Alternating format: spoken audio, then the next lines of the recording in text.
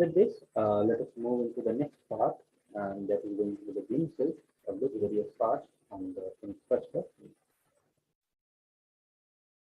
So, starting with the year of 2004, and on this day, the Supreme Point of Hinduism, Bhagavan Nithyananda Paramashivam, delivered the Satsang at Premapuri Ashram in Mumbai on 21st May 2004.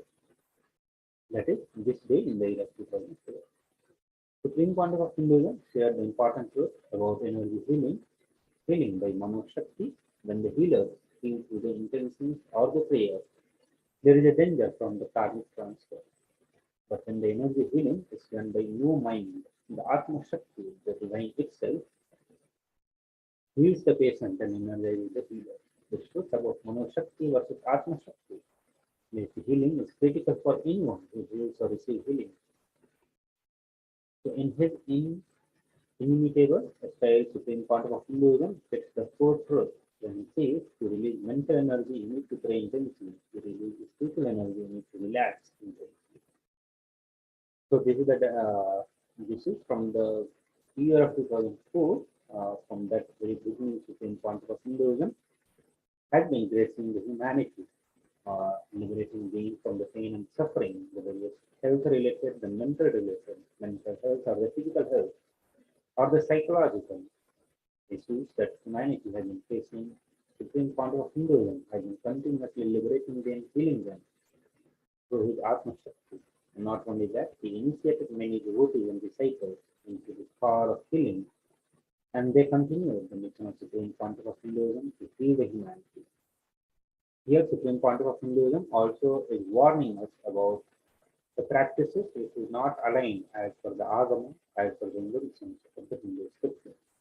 Here he says, if we use the Manasakti for the healing, there is a great danger of karmic transfer. In that case, the karma transfer will happen and we will incur more and more karma, and that will again become an obstacle in the path of life.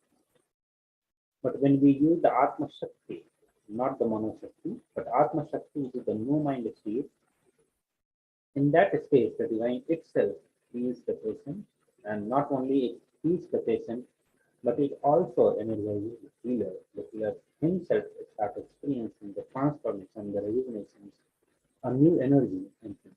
Also, Supreme Point of Hinduism says that when you use the Mano Shakti, the power of mind, to heal somebody, you need mental energy.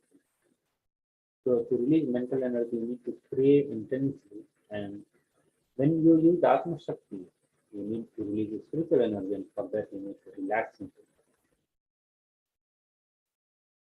So let us listen into the more deeper insights onto the secrets of healing energy through this video that Supreme Point of Hinduism himself is responding on this sacred secrets.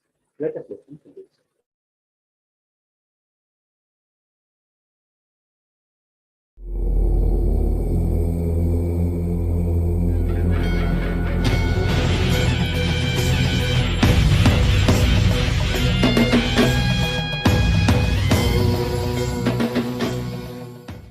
Spend a few minutes to answer your questions. What do you mean by living totally, deeply, as you said? When you live totally, deeply, the dilemma will not be there. But what does it mean to live deeply or totally? And how to achieve that? You see, as on now, the early morning when you are in the house, you are thinking of going to the office. When you are in the office, you are just waiting for the lunch time. When you are in the lunch break, you are just waiting when the next session will start. Then again, afternoon when you are in the office, you are waiting to come back to the house. When you have come back to the house, you are waiting to go to the beach. When you are in the beach, you are thinking of going back to the house. When you are back to the house, you are thinking next day morning when I will be going to the office. One thing is sure, if you are here, you are not here. If you are in the office, you are in the house. If you are in the house, you are in the office. If you are in the office, you are in the beach. If you are here, you are not here. If you are somewhere, you are not there. When I say live intensely, I say live just inside your boundary. As of now, we never live inside this boundary. It is only center. We leave our luggages here and go around.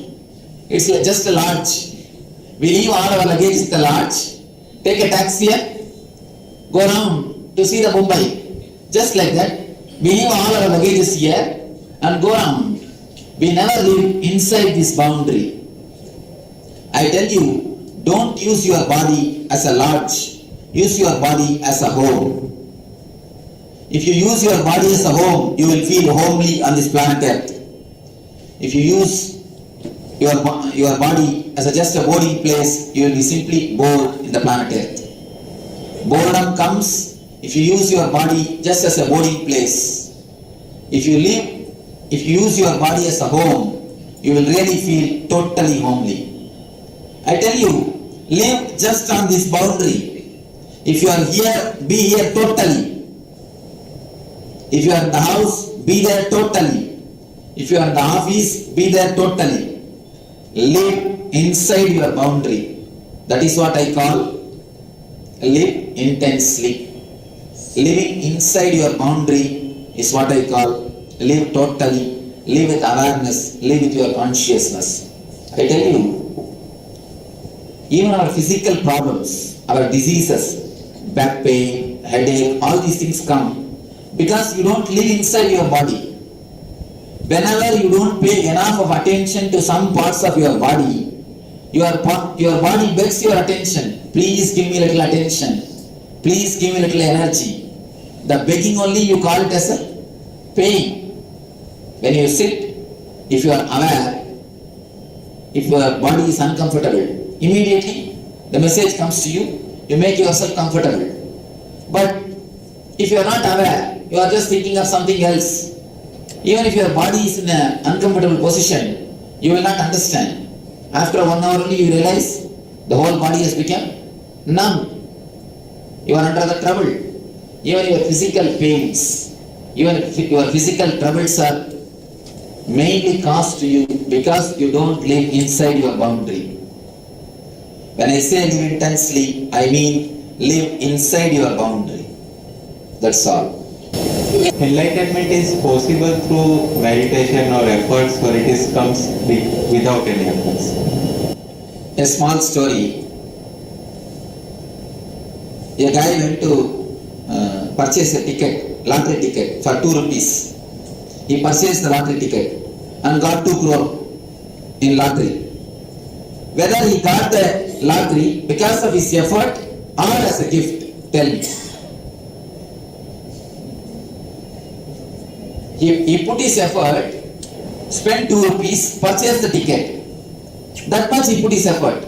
But the lottery is gift. So if you see from one side, he has put his effort. If you see from the other side, the effort which he has put, it is no way compared to the gift which he got. Same way, if you put what you have in your hand, you will get the greatest gift what God has got in his hand. He put the 2 rupees which he had in his hand. The God gave 2 crore which he had in his hand. Enlightenment is also the same, just like a lottery.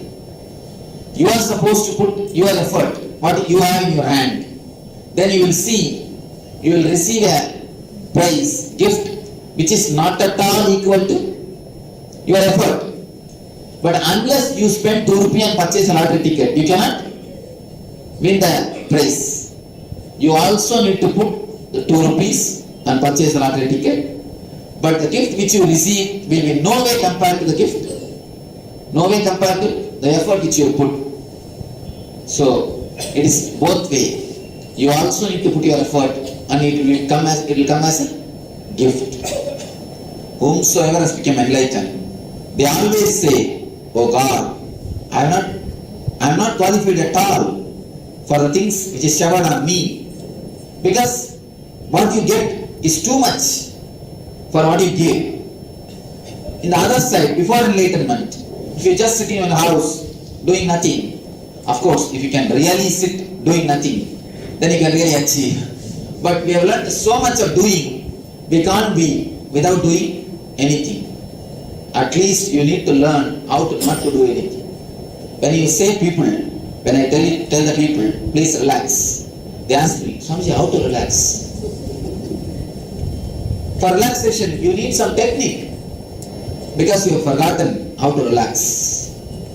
I tell you, enlightenment is almost lottery business. You also need to put your effort.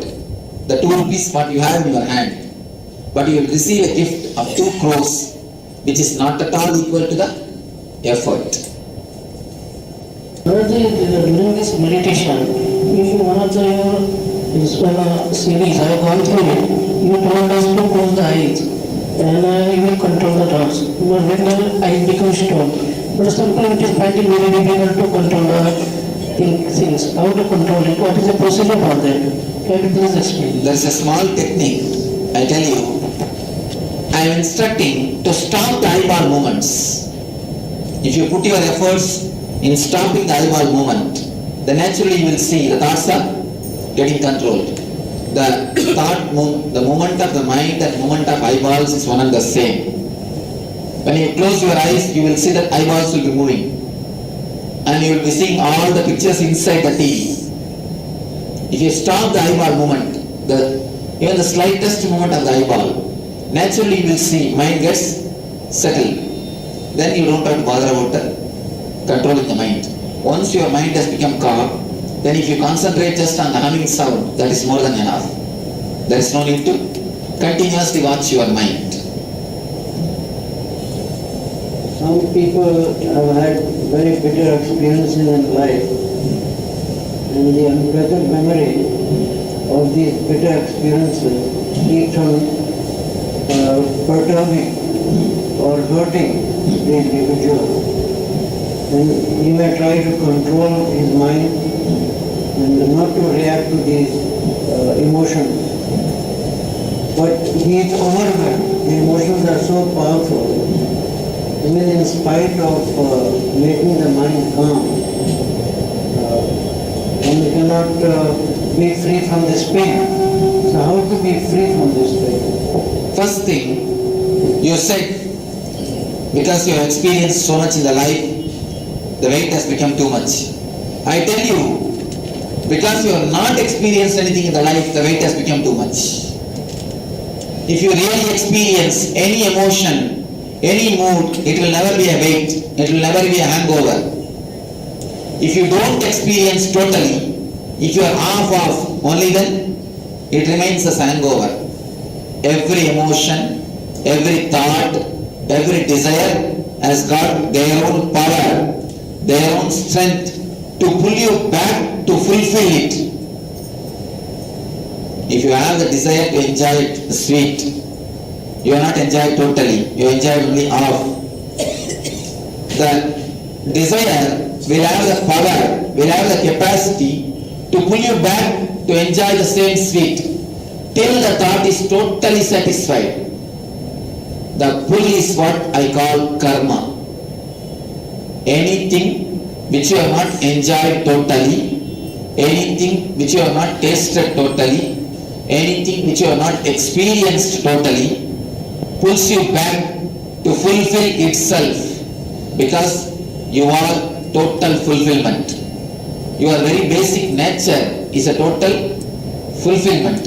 You are Nitya Tripta. So there cannot be anything inside you which is not fulfilled. You are just made, you are pulled to fulfill it. I tell you, your past emotions are also just unfulfilled things. If you really fulfilled them, you will never have hangover. You will never have so much of pain, so much of burden. The best technique, the Tantra gives a beautiful technique. There is a technique in the Vijnana Tantra. They say, go back and relive whatever hangover is there, whatever situations are haunting you, whatever situations are just coming out in your mind, you are suppressing them. Don't suppress them, let them come out. Just relive them, not only as a memory, with full of feelings, relive them. Reliving is relieving. Reliving is the key for relieving. I tell you, go into the emotions which you are continuously suppressing. Go into the memories which you don't want them to come up. Go into those memories deeply. Go into the emotions deeply. You will see, instead of they becoming a hangover, or instead of they becoming a weight on you, you will be totally be free from the emotions. You will totally be free from the past. This will totally free you from the past hangovers. What do you mean really? Really, just sit at least for an hour. Sit for an hour and thoroughly allow the emotions to come in you. Now you see there are so many thoughts will be coming, so many emotions, so many experiences will be coming. You will be suppressing them. You will be pushing them aside. You will be engaging yourself in some other activity. I tell you, sit for 1 hour with yourself and allow everything to come up. If you have been hurt by somebody, just remember the whole incident. You don't have to remember, simply it will come up. It is there, it will come up. When it comes up, relive the whole incident. Let it happen in you. Yes, it has happened, now what can be done? Yes, this is the way I have been hurt. This is the way I felt. This is just a load on me. What can be done? Just go through the whole thing once more, totally, emotionally, intensely. You will see the reliving will be a relieving. The hangover will be relieved. Because the karma, which is not fully enjoyed, which is not fulfilled, will be fulfilled by your reliving. The Tantra gives this as a meditation technique. It is not even a psychological technique, it's a meditation technique. Because once you go through your karmas, the karmas never comes back. There will be memory, but the emotions will not be attached to the memory. There will be a chitta, but there will be no attachment towards you and the chitta. Chitta means memory. The memory will be there, but it will not pull you or push you from your balance. That means don't react to it. Yes. Let it come up, let it raise in you and subside. Don't react. Watch raising and subsiding. I am happy that I am here to listen to a unique soul who has dedicated his life to elevating everybody to a blissful state, to an enlightened level. And one of the things which you have been doing in your life, which is pleasing to the entire world, is to heal people. Please tell us the exact things that you do to heal people. What happens within you and within the person when you do that healing? I want to go out of here as a healer. Thank you. This is the usual question I face. Everywhere people ask me, Swamiji, what mantra you repeat? What technique you use? What is the secret you are healing? What do you do exactly to heal the people? I tell you my honest answer, I don't do anything. Deeply I am absent. Totally I am absent. When I put my hand, when I heal the people, I am not there. Simply I relax. When the sun rises, lotus blooms by itself. Sun doesn't have to go to open the lotus. The very presence of the sun opens the lotus. The same way, when I switch off myself, the very presence heals. The problem is, in your mind, you are not able to switch it off. When you become a hollow bamboo, divine uses you as a flute.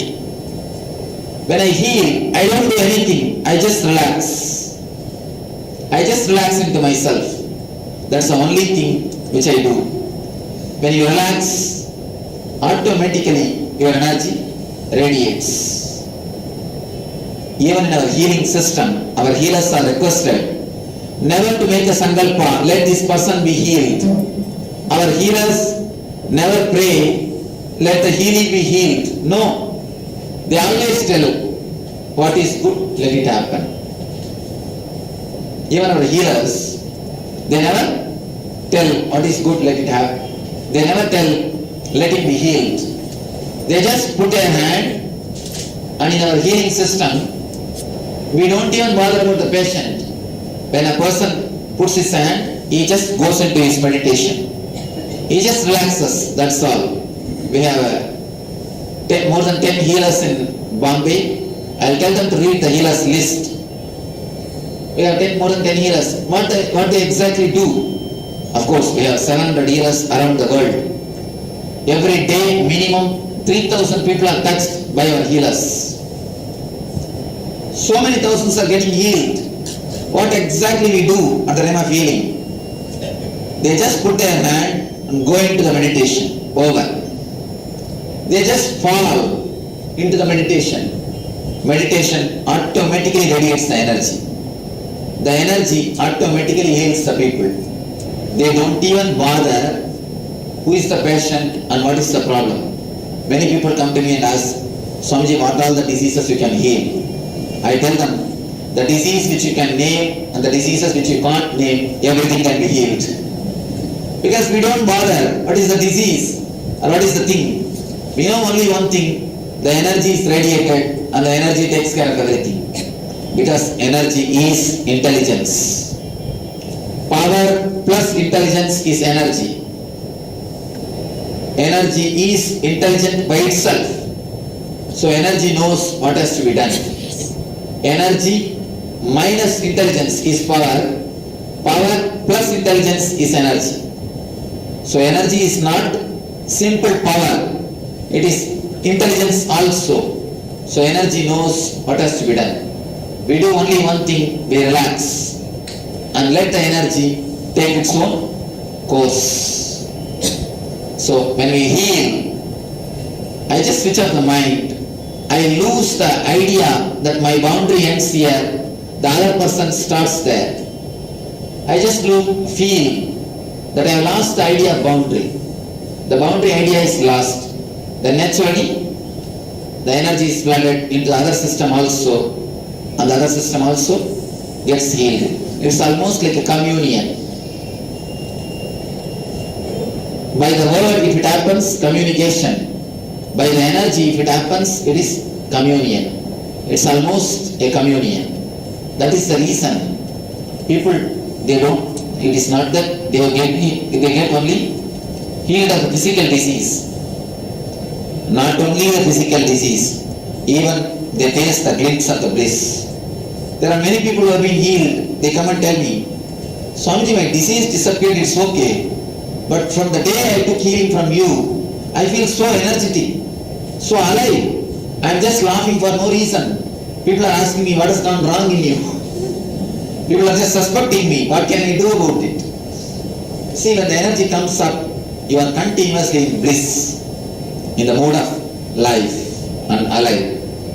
It's almost the communion which happens between me and the healing. That's the same thing happens between the healer and healers. Thank you. Swamiji, you said about the reliving experience without putting in the emotions. Without putting in the emotions of your past bad experiences is a very difficult thing. No, I'm telling you, when you relive, I'm not telling you without putting emotions. I tell you, totally put your emotions. But then it is going to reoccur again and again. No, that is the mistake you do. When you relive, it will never come back. It will totally subside. When you consciously relive, it will never attack you again. When you are unconsciously suppressing, only then it comes up again and again and again. I tell you, one man who is born blind, he went to the doctor and asked, Doctor, can you do something for me? Doctor said, surely, I'll do an operation. You will get your eyes back. Once you get your eyes back, you can walk without stick. The blind people, they use a stick to walk. He said, you can walk without stick. Then the blind man asked, Doctor, I understand the first two statements. You will do some operation, I will get my eyes. But I am not able to understand. Even if I get my eyes, how will I be able to walk without stick? Because of long association, he thought stick is also part of him. He thinks even if he gets the eyes, he will not be able to walk without the stick. This person cannot be intellectually convinced. Only when he gets the eyes, he will be able to understand he can walk without the stick. Only when you do it at least 2-3 times this meditation, you will understand the real living is relieving. When you totally go into the emotion, Krishnamurti says in one place, beautifully, he says, if you want to come out of any emotion, if you want to be free from any emotion, the best way is to activate that emotion, allow that emotion to come up totally and just watch. Don't follow. Don't allow your senses to follow that emotion and neither suppress them. Allow them to come up to its peak and just watch them. That's the best way to get rid of any emotion. That's the best way to get rid of the past emotion also. Thank you. Swamiji, regarding this meditation and healing, you said that when you give the healing, you just relax.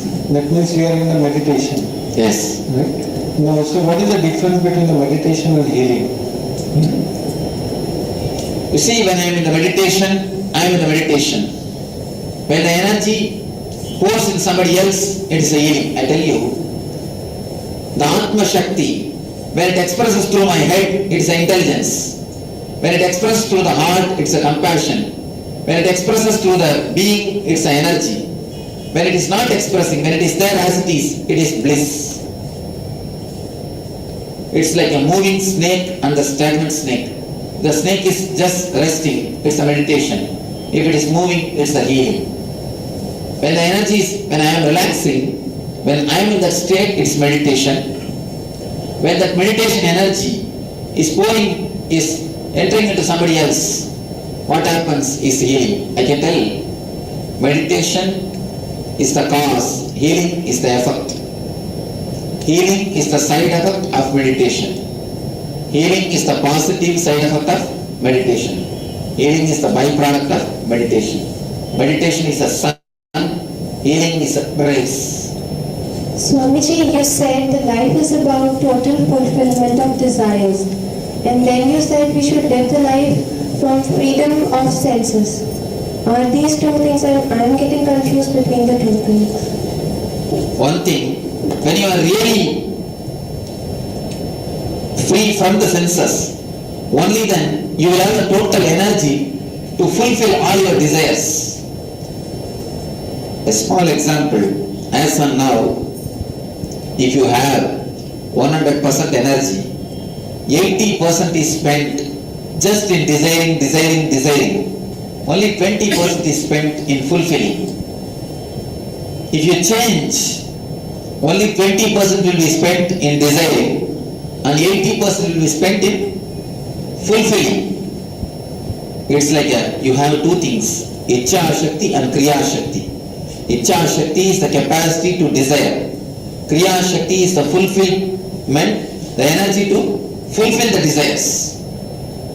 If you are free from senses, only then you will have the tremendous capacity to fulfill your desires.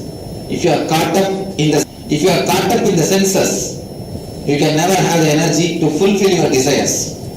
First thing. Now as of now, your energies are spent only in Ichcha Shakti. You don't have energy to spend in Kriya Shakti. If your Jnana Shakti awakens, the shift will totally change. You will spend only 20% in the Ichcha Shakti. Your desires will be reduced automatically. The number of desires will be reduced and the power to fulfill them will increase.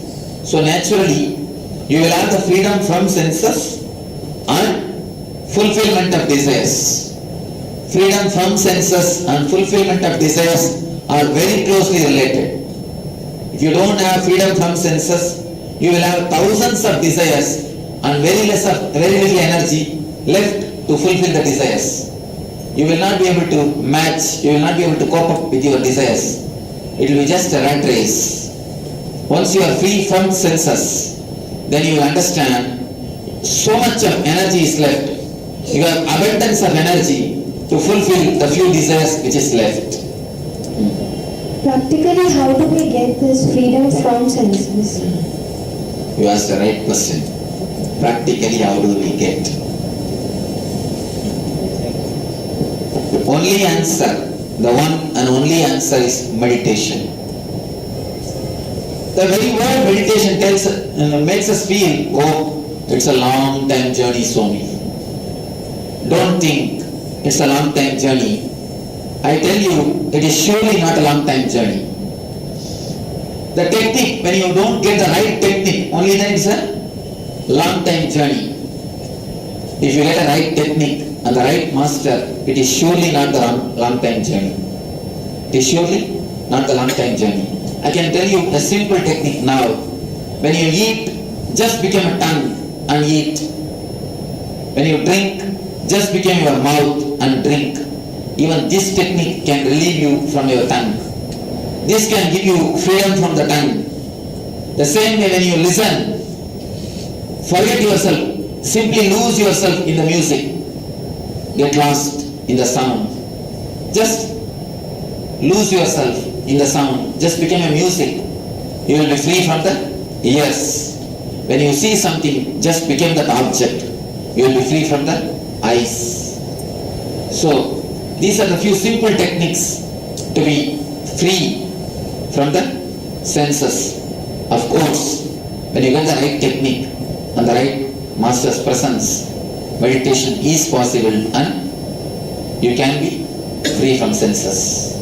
These are the few techniques you can try. When you eat, just become the taste.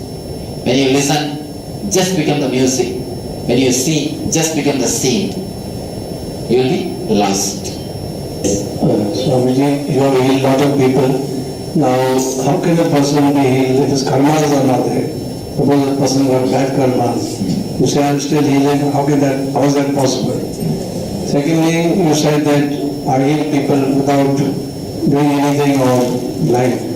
But generally healing is always with prayer. With prayer you heal people. Person has a Bible in front of you, you cure.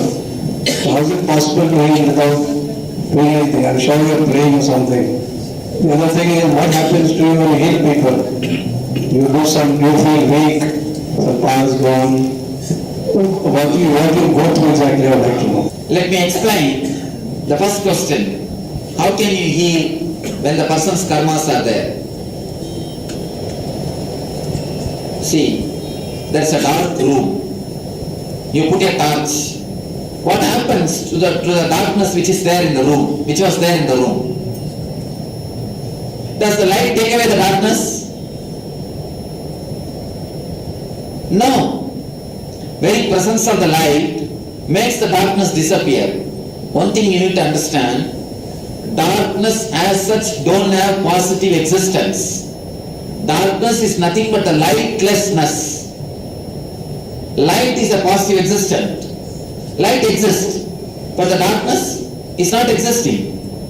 Lightlessness is what is called darkness. So when the light comes, automatically darkness disappears. Just like that, energylessness, what is I call karma. Karma means energylessness. Karma don't have positive existence. When the light is brought for the darkness to disappear, when the light is brought, there is no need, light should go and eat the darkness. No. Just the very presence of the light will take away the darkness. Just like that, when the energy is given, the very energy takes away the karma. There is no need for the energy to eat the karma. There is no need for me to take the karma on me. Understand? Karma is nothing but the lightlessness, energylessness. Energylessness is what is called karma. So when the energy is given, there is no need for me to take that karma. That's the first thing. Next thing, he says, only by prayer people heal. How can you heal without the thoughts, without the prayer? See, if you heal by prayer, the energy comes only from the mental level, mental layer. based on the intensity of the prayer, the healing will happen. If you heal through the Atma Shakti, through the energy of no mind, you will see the divine itself will be healing. Divine itself will be healing. There are two layers. Energy from mind level, energy from no mind level. Mano Shakti and Atma Shakti. To release the Mano Shakti, you need to pray intensely. To release the Atma Shakti, you need to relax totally. Our healing is based on Atma Shakti, not on Mano Shakti. If it is based on Mano Shakti, you have to take their karma. You are in their level. If you have to use Atma Shakti, only then there is no need to bother about karma, because karma simply gets faster. Light is flooded. When the light is flooded, darkness simply disappears. There is no darkness. You can see. Here is a light. Backside the fan, there is a darkness. The darkness is nothing but the lightlessness. The moment light is turned towards that side, darkness disappears.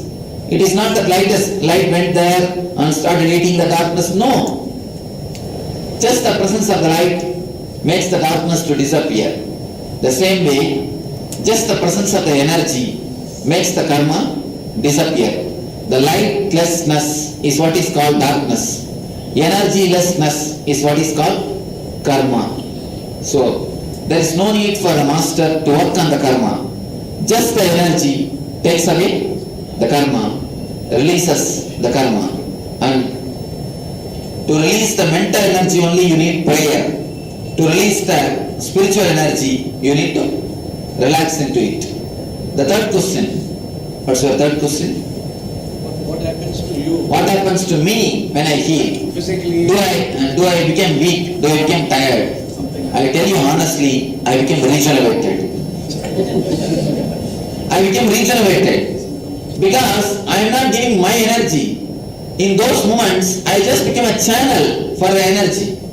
So energy just flows through me to that person. So what happens? I am also regenerated. Not only me, even our healers are telling, there's a healer in Bangalore. She says, Swamiji, by evening 6 o'clock, I am totally tired. And when I come back from office, I get headache and I am tired. The first thing I do is, I catch somebody. If the people say I am alright also, I catch them and start healing them. Because once I heal 2-3 people, I am totally regenerated. The energy flows through me. She says, even if my kids say I am alright, I make them lie down and start healing Swamiji. Because I feel totally regenerated. Not only me, even our healers say, after every patient, they feel more regenerated. Because the energy is flowing through them. It's like a win-win policy. It is not like somebody is winning, somebody is losing. It is both win in this game. In the other healing systems, you have to earn and spend. In our healing system, already the God has earned enough. Our Father's property is there. Only thing we will have to spend. We will have to let the energy to work through us. Just we have to become hollow bamboo, relax. Then you will see the energy simply flows through you to the other person. Not only he is healed, you are regenerated. In my life, I can see after every patient, not only the energy flow becomes more, not only I became regenerated, even in the case of healers, after every patient, they get regenerated. You know, in other systems, after every patient, the energy flow will be reduced. In our healing system, after every patient, the energy flow becomes more. In our healing system, not only the person gets heals, I also get regenerated.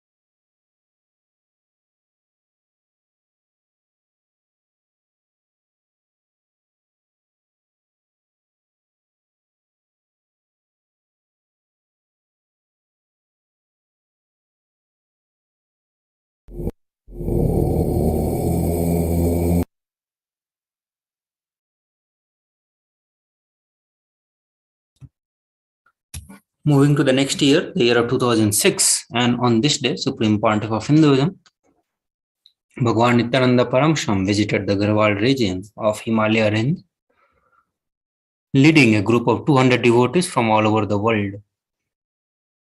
This is the third consecutive year that Supreme Pontiff of Hinduism is making this trip. This region of the Himalaya is closely related to the legends of Hindu epics, especially with the legendary heroes of the great Himalayas. Hindus like the Mahabharatas and the Ramayana. Garhwal has its periphery hidden in the heavy hills, wheels of time and nest, some of the magnificent peak of Himalayan range.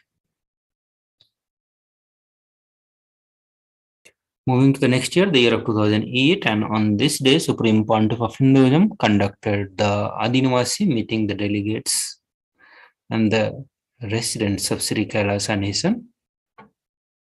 Moving to the next year, the year of 2011, on this day, Supreme Pontiff of Hinduism, Bhagwan Nithyananda Paramashivam, speaks about how Gurukul provides the right mental setup that brings out the best in the children.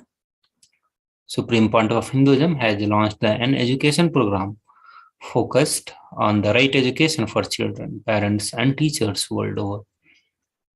Some of the flagship program for the children includes Engineers and Vidyalaya, Nithyananda Vidyalaya, Parenting and Mentoring, and in Gurukul.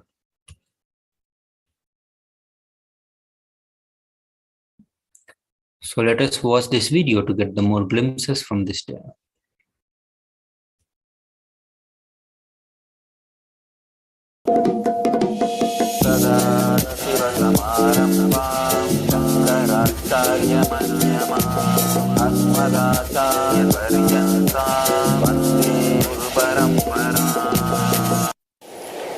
Few days before, one of our Gurukul child, he fell and broke his hand. He was immediately brought to me. I asked him, do you have pain? The child has been taught such a clear truths from the young age. He says, he is not even saying I am, he is telling his name and saying, he is looking into the place and seeing, is there any pain? He is concentrating.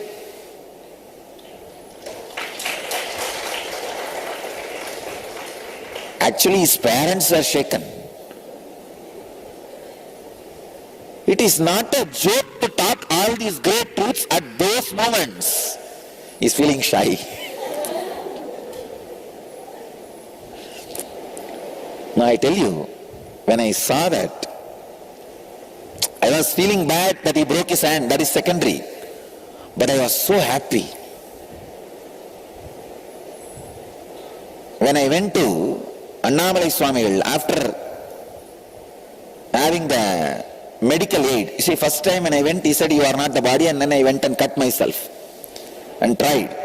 Of course, I had the pain and I was taken to the hospital and they did all that stitching and everything. But one good thing, I went through the whole thing with awareness.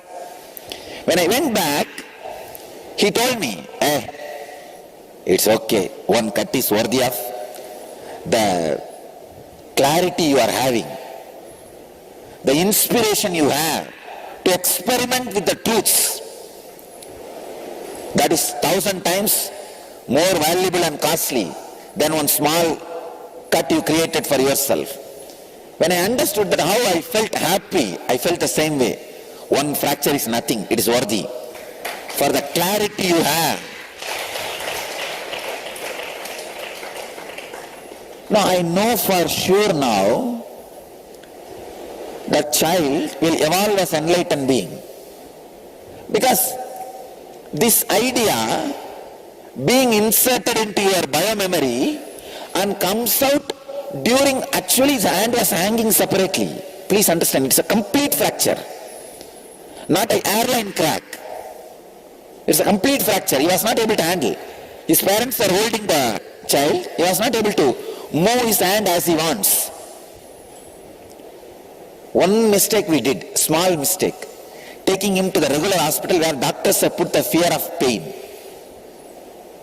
Anyhow, that we can remove it now, that's different. Even for medical care, somehow we should not send the kids to the regular dirty hospitals. We should have our own hospital where the doctors also feel these truths. They should give medical care. It's not that we should not give medical care, but we should tell pain is nothing. It's nothing. It's just a story. Do you really have pain? No, actually, when I asked him, he says he doesn't have pain. He is afraid pain may come because doctors are saying. Means doctors are giving disease more than giving health. Foolish fellows.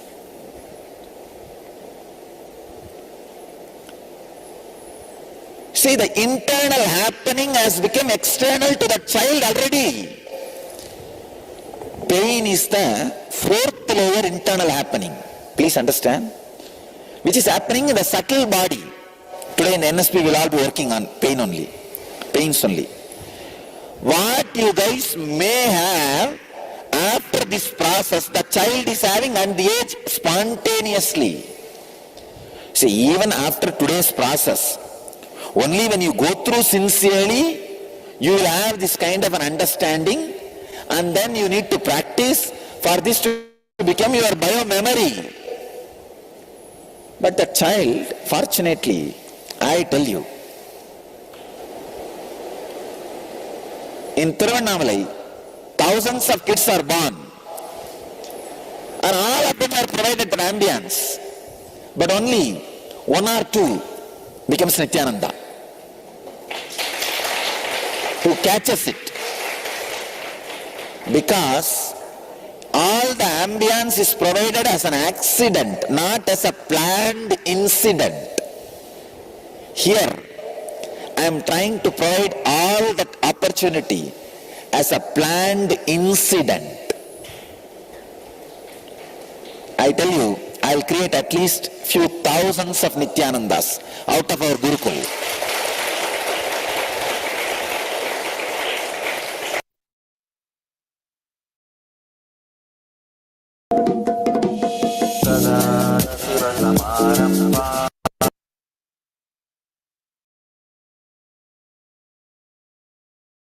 Moving to the next year, the year of 2011, and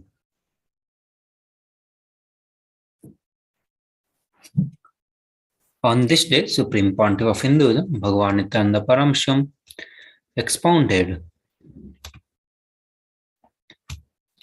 on the Bhagavad Gita, chapter 4,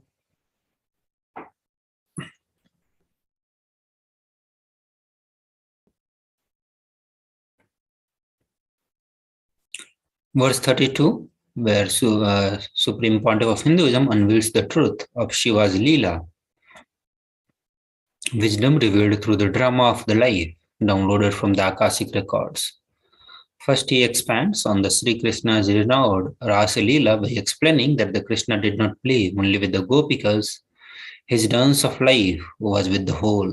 He made the Leela with the trees, stones, animals, wind, stars. The entire cosmos became involved. Supreme Pontiff of Hinduism then turns to Shiva's Leelas, which are not generally known. These lovely games of enlightenment are centered in Madurai, where Shiva made his earliest appearance on the earth. 11 times he took the form in the Madurai area.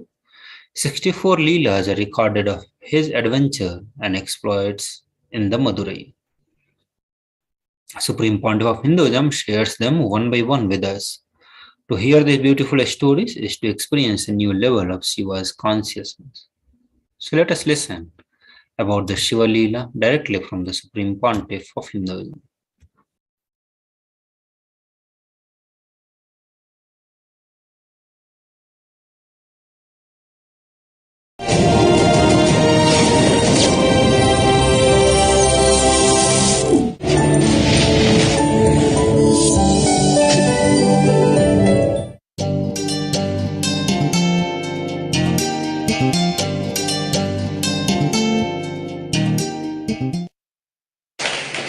Let us start today's Satsang in Bhagavad Gita, 4th chapter, Jnana Karma Sannyasa Yoga, 32nd verse. Evam bahuvidaha yajñaha vitata brahmano mukhe karmajan vidditan sarvan evam jnatva vimoksyase. Evam bahuvitaha yajñaha vitata brahmano mukhe karmajan vidditan sarvan evam jnatva vimoksyase. Translation: thus worship of the divine energies is performed in various ways. In the beginning of expansion, understand that all of them originate in actions. Knowing this, you will be liberated.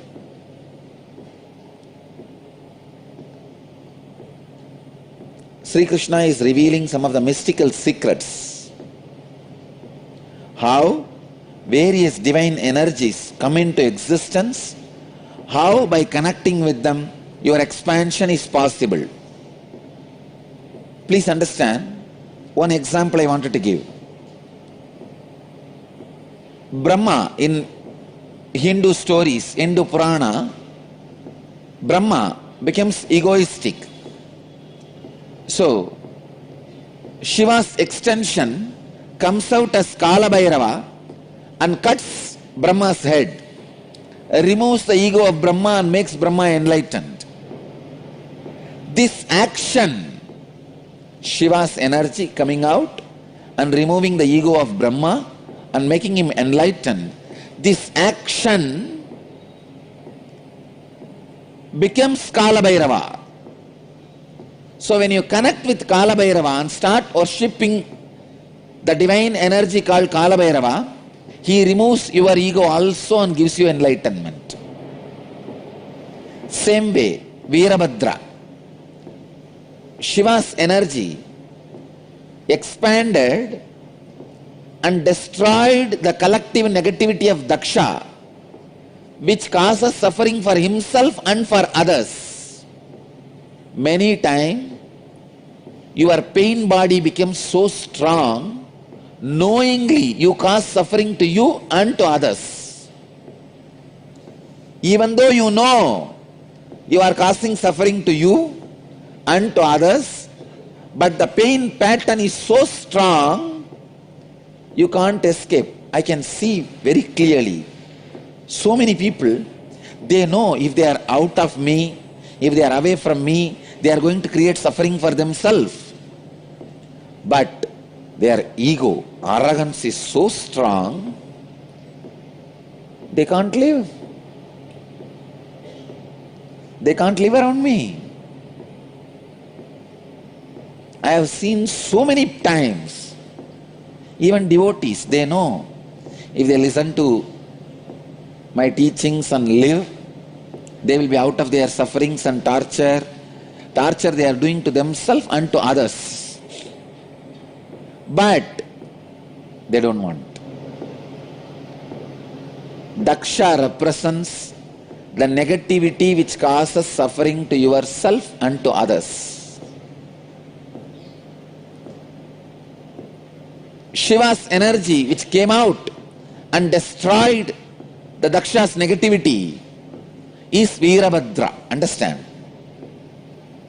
Veerabhadra did not kill Daksha. He gave life back to Daksha.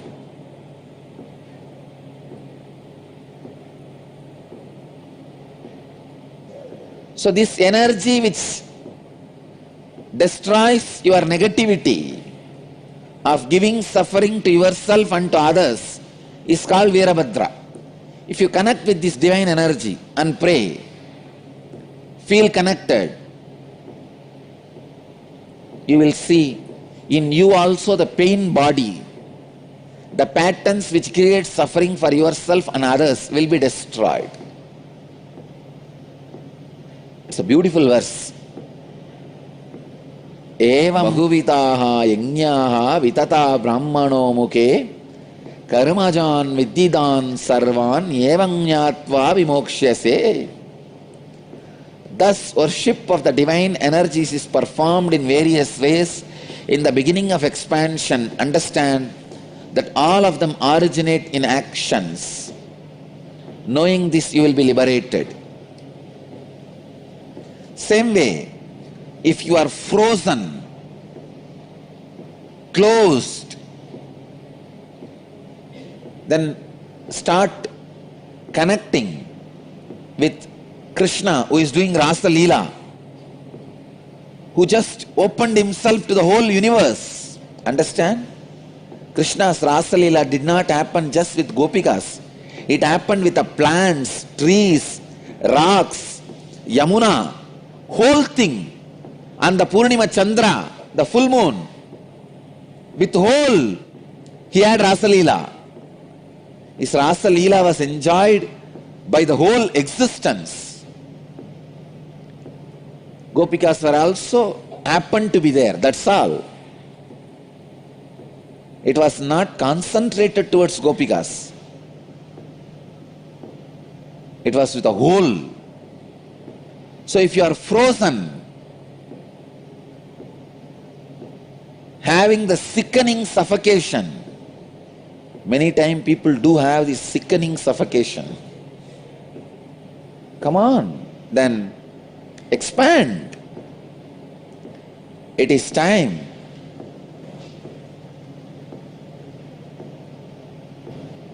You meditate on Rasa Leela Krishna.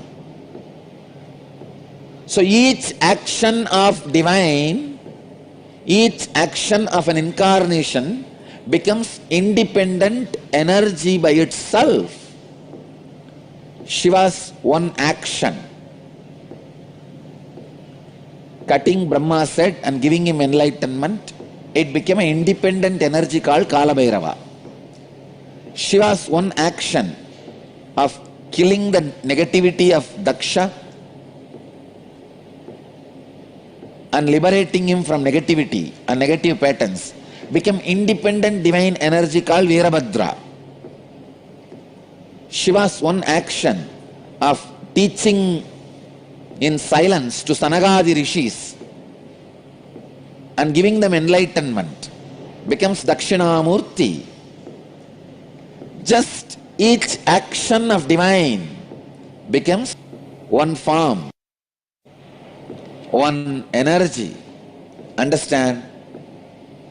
When Shiva assumed the body and married Meenakshi and ruled this Pandya kingdom, he became Sundara Pandya. That action became an independent energy of Sundara Pandya. Just yesterday, I was reading the Akashic records, the night.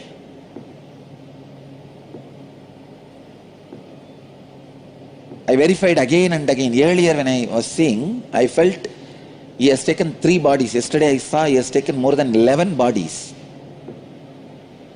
Only to play in and around Madurai. Please understand, in this way, no other geographical place is equivalent to Madurai. Where Shiva has taken 11 bodies to play just in Madurai. See, in one body he has played in many places. That record is there. When he assumed one body, he has gone to many places and did his leelas. In one body, doing leelas in 11 places, there are enough records. But 11 bodies to do leelas in one place, only in Madurai's history, the record is there. More than 11 bodies he has assumed at different times to play the leelas. The leela he performed, the first body he assumed to perform the leelas in Madurai is marrying Meenakshi. To marry Meenakshi and all the leelas related to that time, marrying Meenakshi and bringing Vaigai to Madurai, all those leelas were performed in one body. That body is directly under the Sundareshwara's linga, the main Garbha Mandir. Under the Sundareshwara linga, that body is resting. It is there in Jiva Samadhi. And second, he has assumed one more body to build embankment for Vaigai river and converting all the foxes into horse to save his disciple Manikya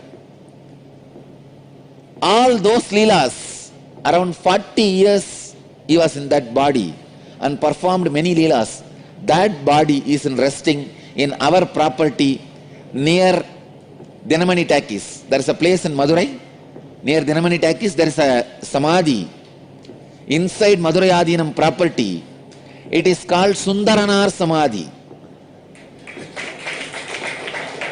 And Sundarananda's Jiva Samadhi, people used to think it is one of the 18 Siddhas. It is not one of the, of course, it is one in the 18, but Shiva himself assumed the human body and performed. 40 years he was in that body. That body is resting in Madurai, the place Dinamani Takis, opposite to that Takis, there is a property, belongs to Madurai Adinam property, there he is resting. And the third body, which he assumed to give sugar cane to stone elephant, and stone elephant ate that sugar cane. For that Leela, he assumed one more body that is there inside the temple under the samadhi of, under the shrine of Ellamalla Sittar. Under his murti, that third body is there. Still, I am not able to trace the other places of the remaining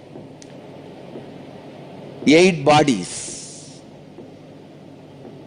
I could see cosmically where are they, but in the Madurai map I am not able to pinpoint where the remaining 8 bodies are.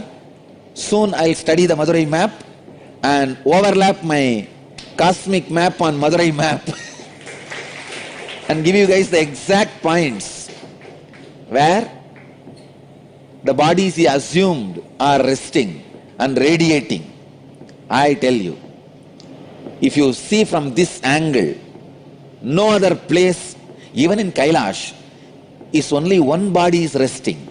There are 1 lakh enlightened beings' bodies are resting. That is different. But his own, the body which he used, only one body is resting. In Varanasi, 2 bodies are resting. Even in Tiruvannamalai, only one body, Arunagiri Yogeshwara's body, only is resting.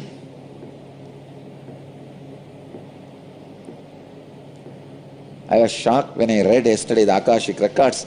11 bodies he has assumed. I tell you, Madurai was his honeymoon place. It was his favorite.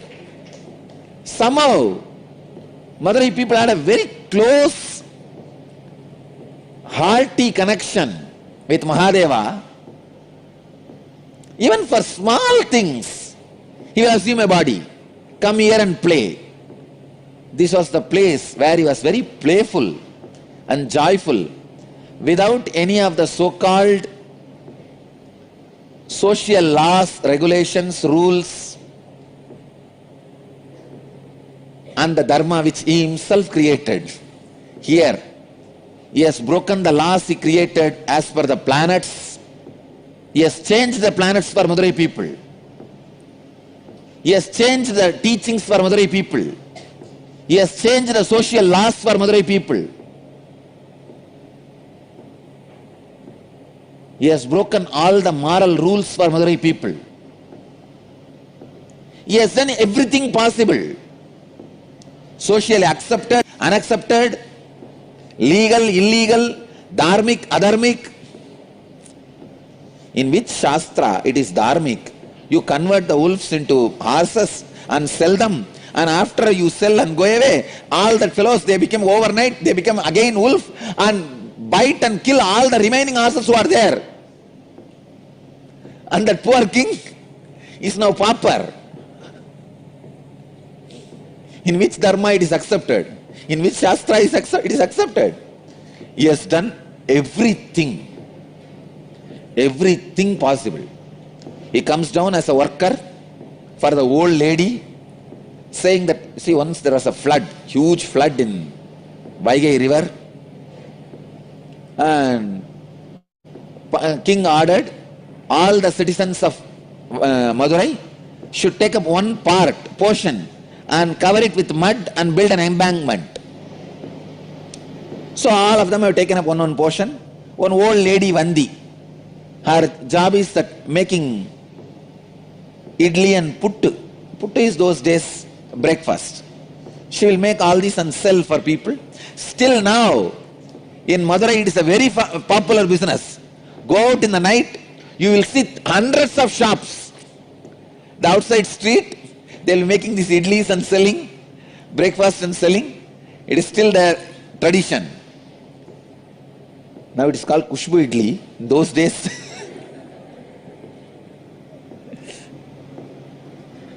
it's a tradition of Vandi. So she used to make this pittu and sell. Those days breakfast. She did not get anybody to cover her portion, and she herself can't do. She is too old. She prays to Sundareshwara. This whole city, still now, any problem, the only person they turn to is Sundareshwara.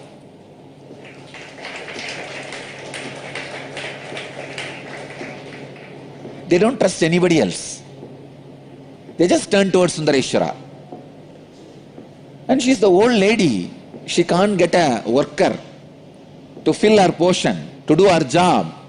She turns towards Sundareshwara. Oh Chokkanada, Sundareshwara. This guy would have just one thought, the whole Vaigai would have had embankment automatically. He does not do that. He comes down, assuming human body and bargaining with that lady. You should give me the pittu as much as I want, but I will work only for 3 hours. He says, I will work only for 2 muhurta. 1 muhurta is 1.5 hours. I will work only for 2 muhurta, but you should give me as much as I want. This poor lady, she doesn't have anybody else. So she says, all right, go ahead. You can see what is puttu. Come on, show me. This is puttu.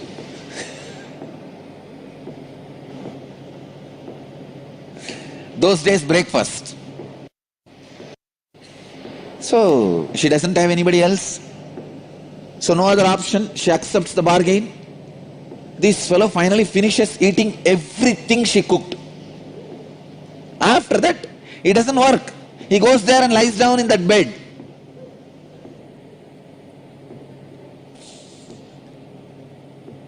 So he goes and lies down in the banks of Vaigai.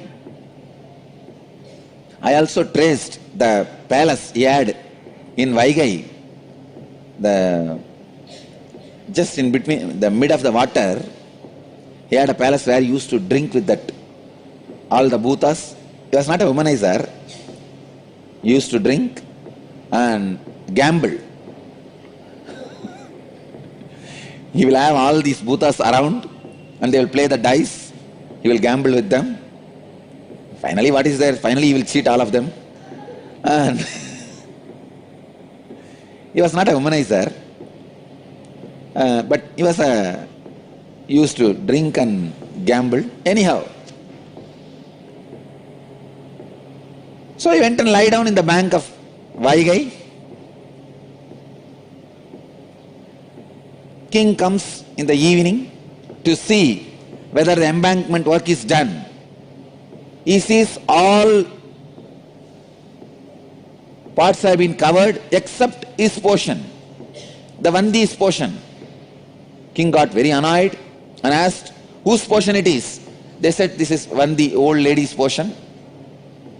He asked, naturally she won't be able to do. Who is doing for her?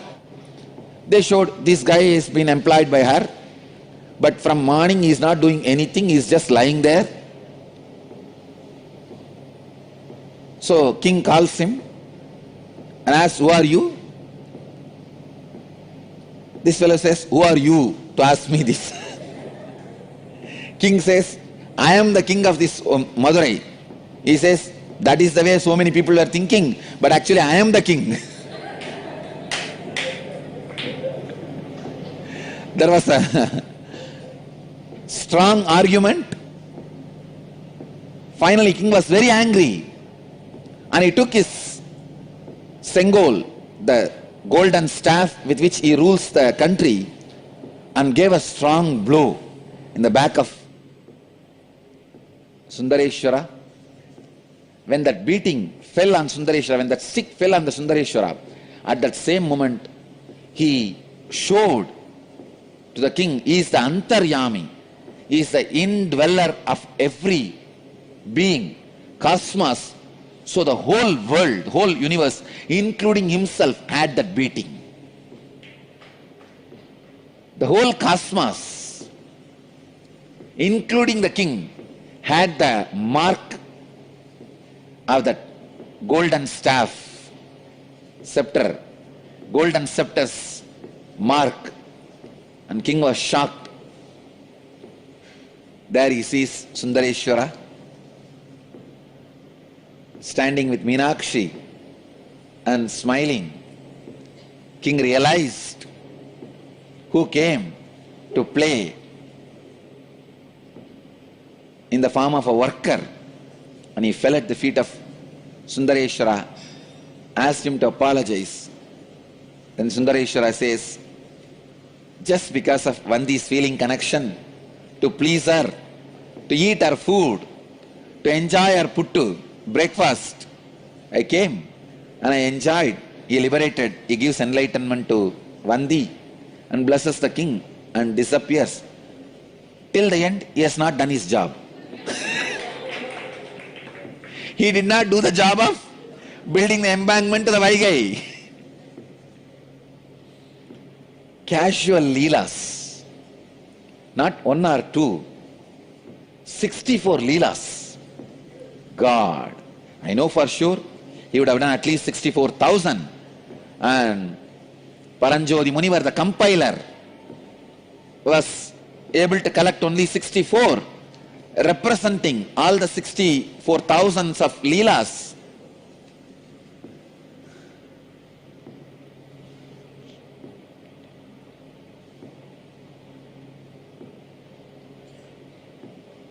The body with which he has performed this leela, especially blessing the Vandi and converting the wolves into horses, foxes into horses, that season, around 40 years, he has performed some more leelas. That body was used by him for 40 years. That body is resting in Madurai Adinam's property. I have taken the blessings of the 292nd Guruma Sannidhanam to build that into a beautiful, huge temple.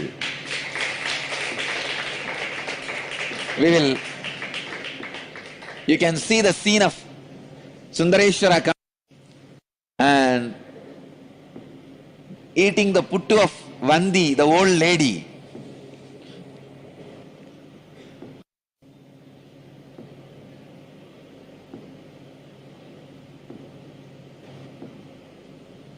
When I remember, God, this very land, he has taken 11 bodies and walked. These very roads, he would have walked and sold the firewood.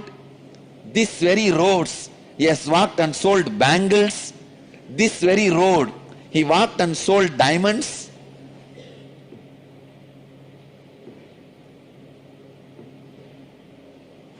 I'm really going crazy. This very Vaigai, he created this very Vaigai. He himself came and built embankment, at least acted as building embankment.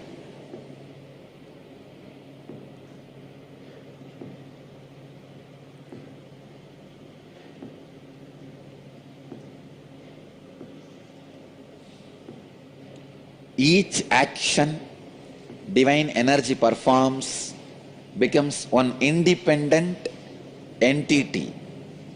If you connect with that energy, he gives you the same blessing. Understand? Sundareshwara is the energy of Leela, playfulness. Ask him whatever he wants. He has broken all the rules. See, there is a law. Only a human body can radiate enlightenment, experience enlightenment. He has broken everything. He has given enlightenment to pigs. He has given enlightenment to bird. He has given enlightenment to cuckoo. He has given enlightenment to swan.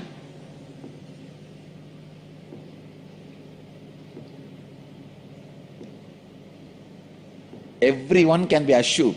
He has given enlightenment to pigs. What a Leela. Sundareshwara. Bhagavan explains, Sri Krishna explains in this verse how each action of divine becomes independent existence, a divine energy. Shiva danced for the sake of Patanjali and showed the cosmic dance. That becomes Nataraja, the form of Shiva, an independent energy. Meditate on Nataraja, you will have extraordinary spiritual experiences. Nataraja is the Lord of spiritual experiences. Any yogic spiritual experience you want, meditate on Nataraja. Sri Krishna is explaining the philosophy behind the incarnations are multiple gods, many gods in Hindu religion. Many gods does not mean the ultimate is many. No, the ultimate is only one.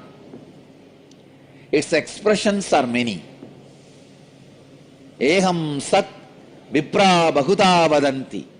One of the very important philosophical question is answered by Bhagavan Sri Krishna in this verse. God is one, expressions are many.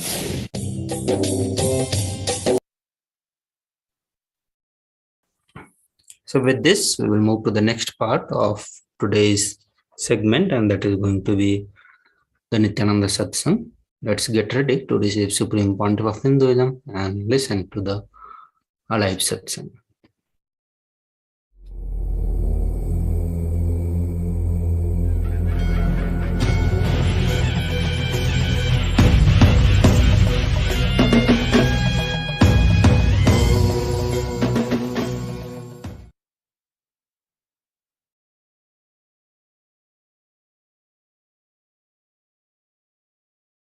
Paramashiva's message.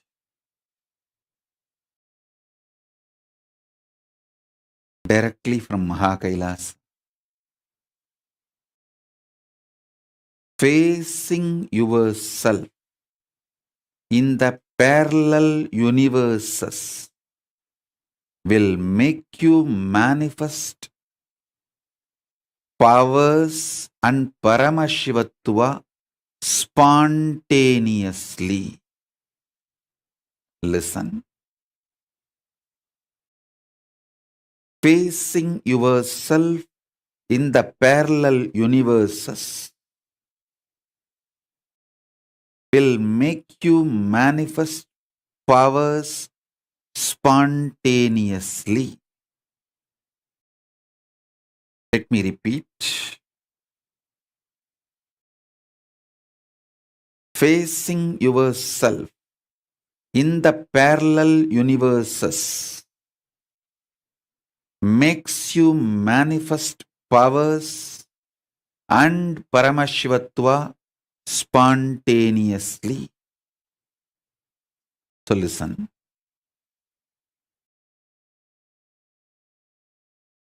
Asserting your identity, yourself, is your nature. Assuring your higher existence to yourself giving you the experience and opening of your higher existence to yourself is my responsibility. Listen. Asserting your self, asserting your identity is your responsibility. That is the way you live. Wherever you go, you assert your identity. You manifest everything as you identify yourself. It's from that point, that unit with which you measure everything. The unit of your life is your identification about you. How you perceive you is the unit with which you measure whole universe. If you identify yourself as a joyful person, you measure the whole universe with that unit. If you identify yourself as a rich person, you measure the whole universe with that unit. If you identify yourself as a poor person, you measure the whole universe with that unit. How you assert yourself is the unit with which you measure universe. That's the way you live. That is your responsibility. That is your existence. Introducing your higher existence in parallel universe, asserting your higher existence in parallel universe, reassuring about your higher existence in parallel universe, initiating you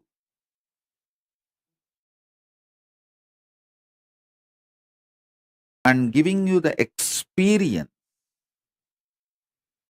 about your higher existence, making you face yourself in the parallel universe is my responsibility.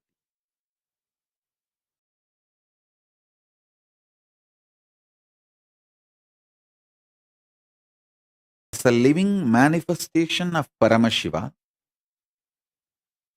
Paramavatara of Paramashiva, it's my responsibility to introduce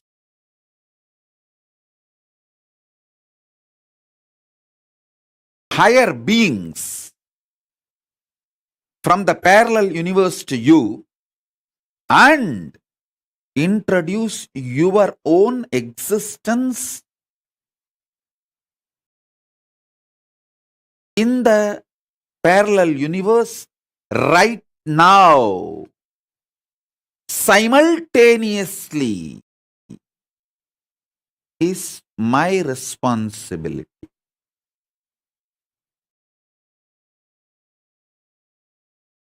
Now I'll give you simple understandings, few understandings. Listen.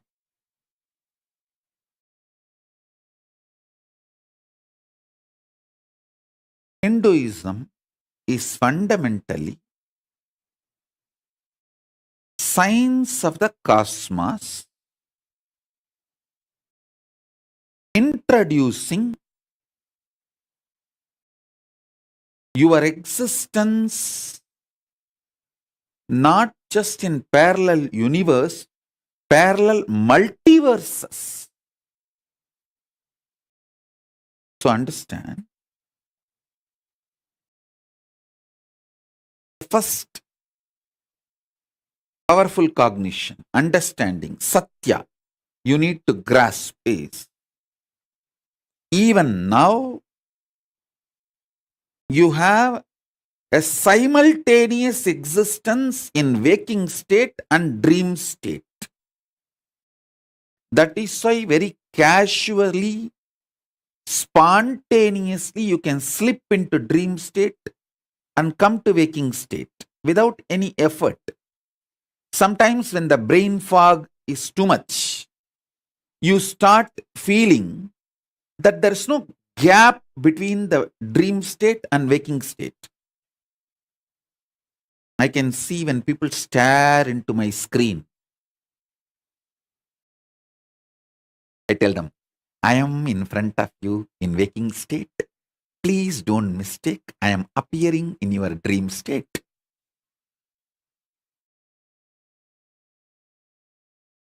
Listen, if you understand this truth, even now, you spontaneously, simultaneously exist in waking state and dream state. That is why anything you do impacts your dream self. Anything you do in your dream impacts your waking self. If you had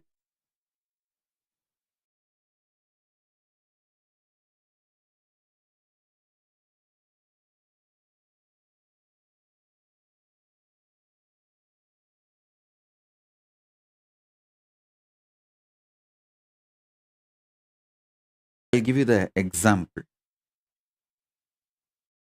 If you did not eat for 2-3 days, controlling yourself, hunger, or you did not get food, you will feast in the dream. Because what you are doing in the waking state is impacting yourself in your dream state. Same way, never use the restroom which you see in your dream. It's a trap. If you use the restroom in your dream, it is going to impact your waking body, the body which you use in the waking state. So, wake up to the truth. You can exist in more than one place simultaneously, spontaneously, slip into the different existences smoothly, easily. This is the first truth you need to cognize.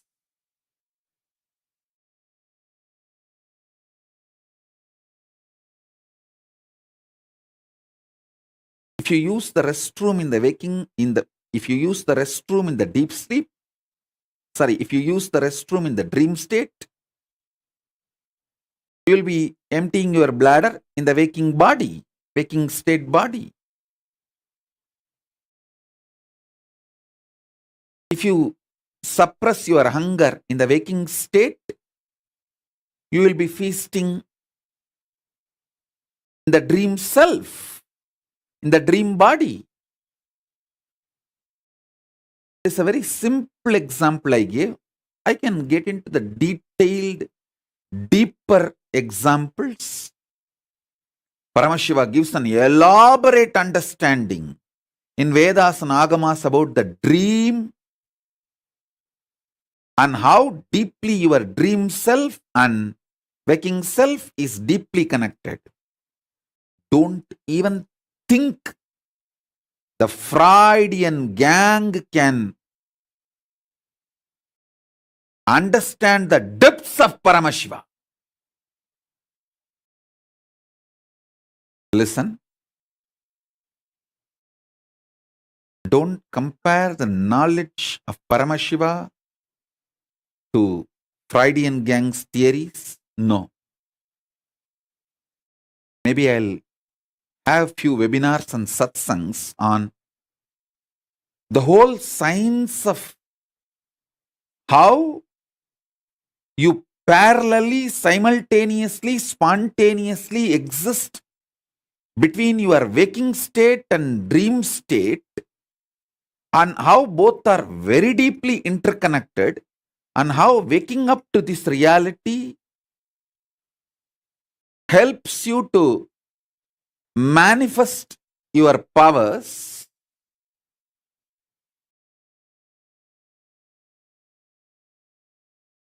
elaborately.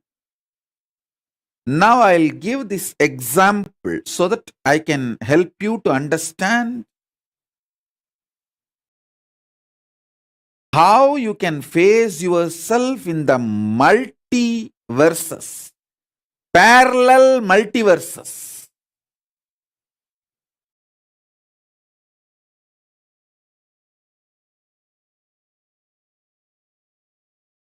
So for now, internalize this cognition. You exist in your waking state and dream state simultaneously and spontaneously. That is why, without any difficulty, you can just slip into that state, that body, that self, and come back to this state, this body, this self. Your biochemistry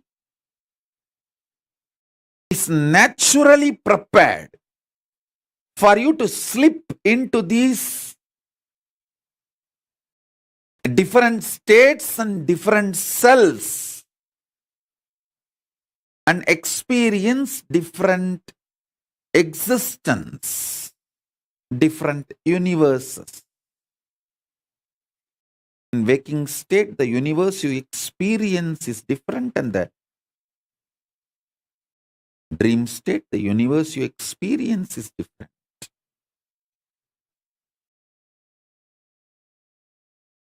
So with this understanding, expand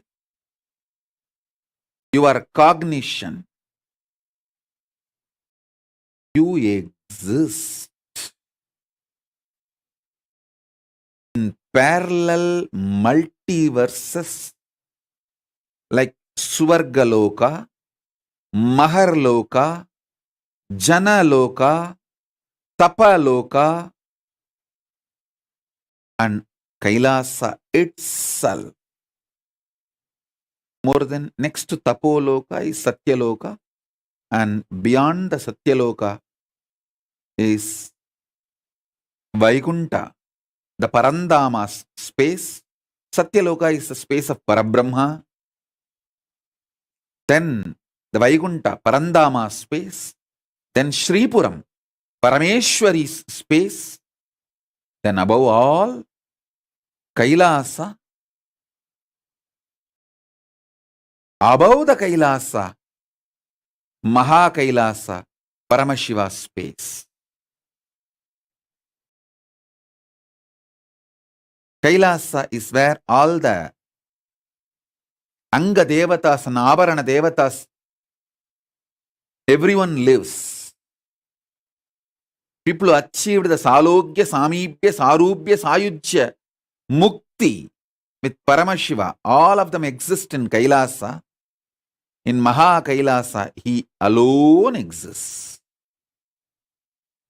In Paramadvaita Swarupa, Paramadvaita Satya. Now,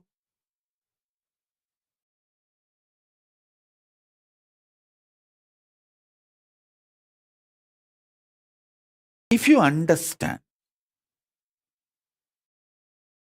and start facing yourself in the parallel universes, parallel multiverses, first thing will happen to you is you will understand the whole cosmology and cosmos logical. The logic of the cosmos. Logic of the cosmos is natural law of life, dharma. Listen. If you understand the logic of the cosmos,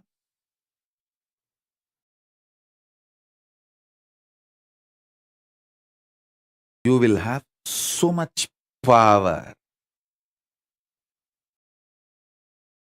So much power.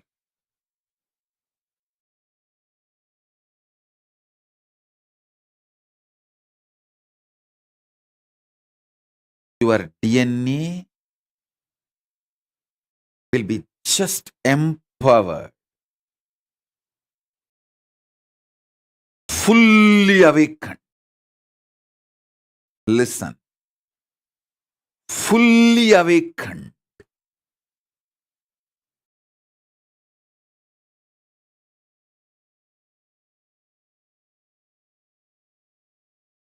Whether it's a powers or the state, space.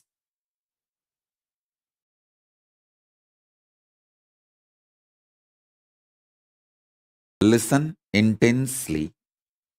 Whether the state, space, powers of Paramashiva or Paramashivatva itself. Your DNA, your biochemistry is capable of spontaneously, simultaneously slipping into the parallel universe, parallel multiverses, and face yourself. Please understand how spontaneously your biochemistry is capable of giving you the experience of the dream state and waking state. Same way your DNA, the awakened DNA through initiation. Once your DNA is awakened through initiation, its biochemistry, its bioenergy is capable of giving you spontaneous, simultaneous experience of yourself in higher lokas. Listen. Even one glimpse will make you understand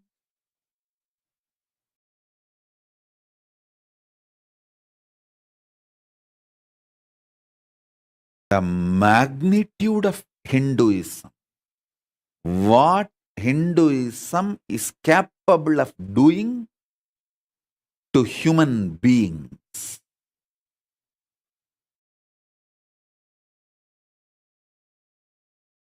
You will understand the logic of the cosmos. See, in the cosmos, killing a fly, bee, ant, and killing a man, all one and the same. If you understand that,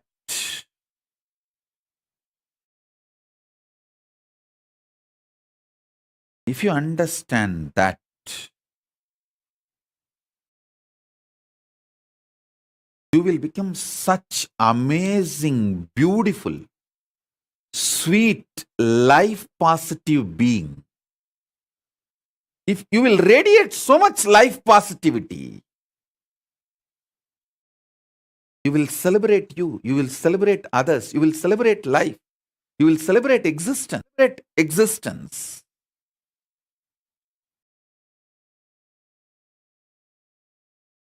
You will understand there is so much in the existence, universe. No need for jealousy, competition.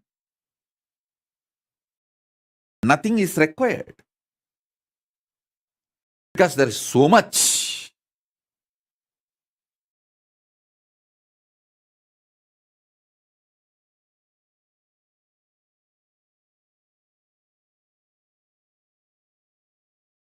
That is the reason I insist on non-violence. Non-violence is not social morality, when I am insisting on non-violence, I insist from the cognition of the cosmic logic, because that is the dharma of the universe.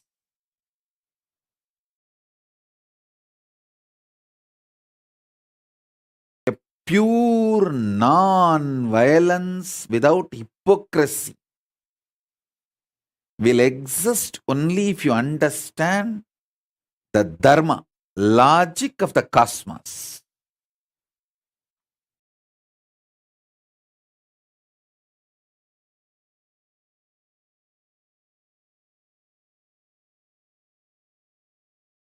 You will become so life positive.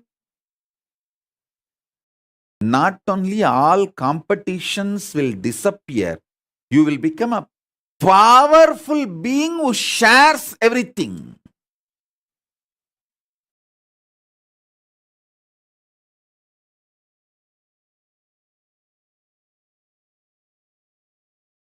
You will not be doing social service just for some hidden gains, indirect agendas.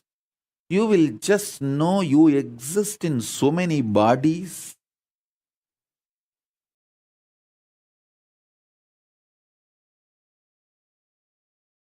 You enjoy life in so many ways. It is like spontaneous sharing. Listen.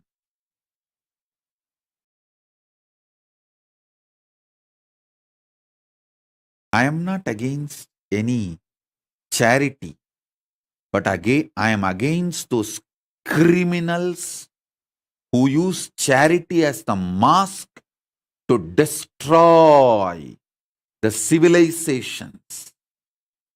See,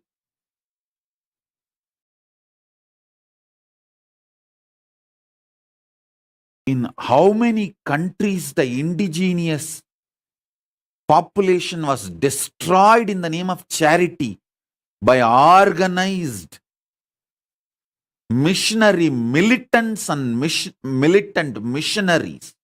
I was thinking only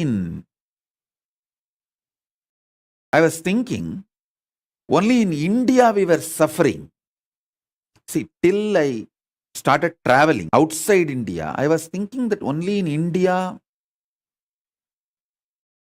our indigenous education system was destroyed brutally by the militant missionaries and missionary militants, and even now it is getting destroyed brutally by the missionary militants and militant missionaries. I was thinking only in India it is happening. Only when I started traveling all over the world, I understand, oh God, the same thing has happened in Canada, in US, in Africa,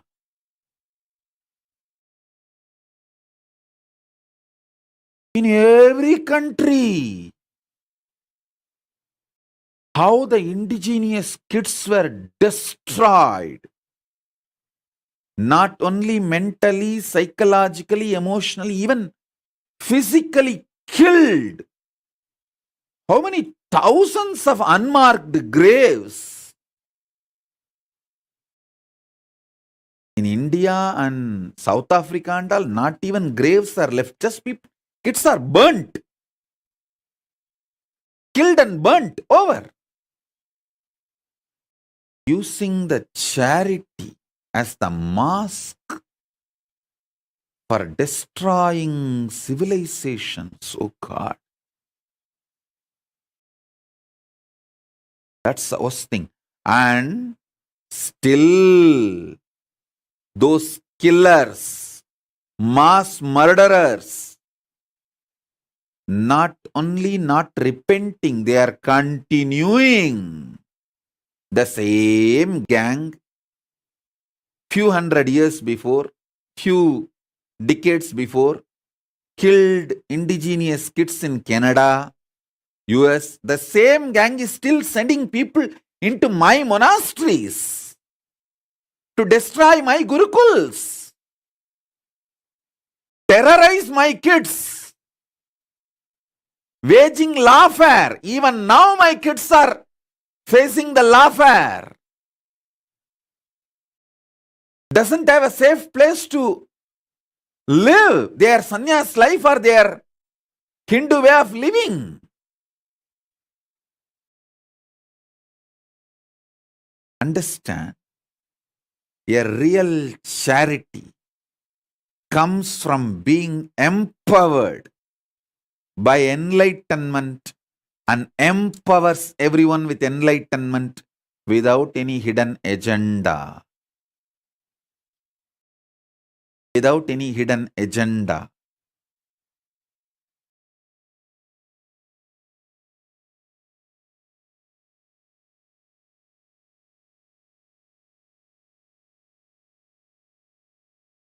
It's not that Hindus were not running the charitable schools, colleges, but never converted. Hey, before these militant missionaries and missionary militants invaded India, we were having millions of Gurukuls. We were lied by these missionary militants and militant missionaries about our own history for generations. And this last 2-3 generations have started believing this history.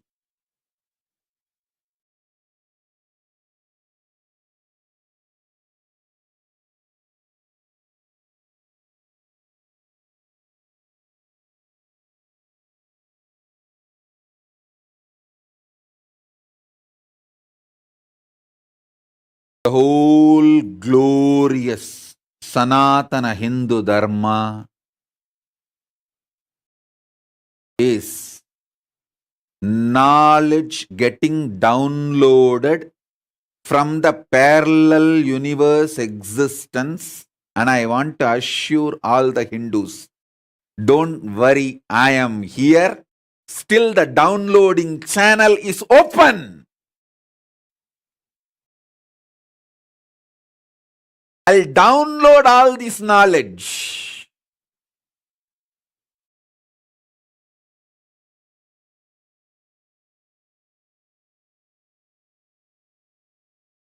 Manifest every branch of this knowledge through my Gurukul kids.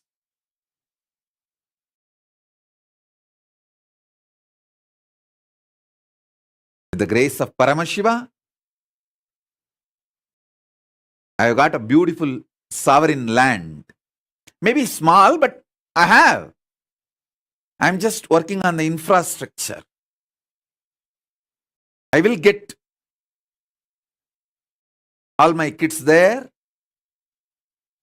I'll regroup my sannyasis, my Gurukul Balasans with the grace of Paramashiva. We will regroup ourselves. I'll bring all this knowledge because Hinduism has too much to contribute, and all the great, sincere, hard work, intelligence, effort my ancestors have put to build this ecosystem and civilization, to bring all those great things from the parallel universe to this planet Earth, cannot go waste. I will not let my rishis die. I will not let my Guru Parampara die.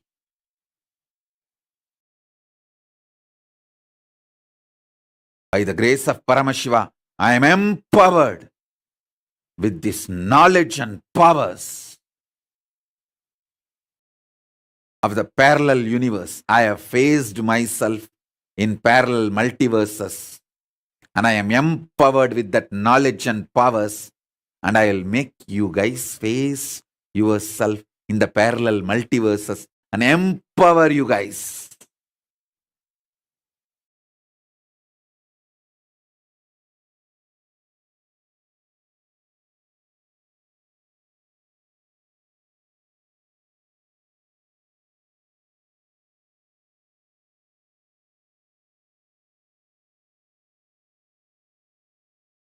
The grace of Paramashiva, neither I can be destroyed, nor the ecosystem my ancestors, my Guru Parampara has built can be destroyed.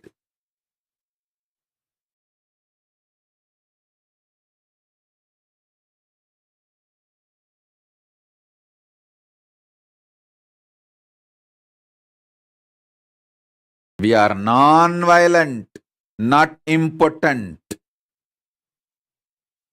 We are non-violent, not because we are incapable or impotent. We are non-violent because we are omnipotent. We are non-violent not because we are impotent. We are non-violent because we are omnipotent.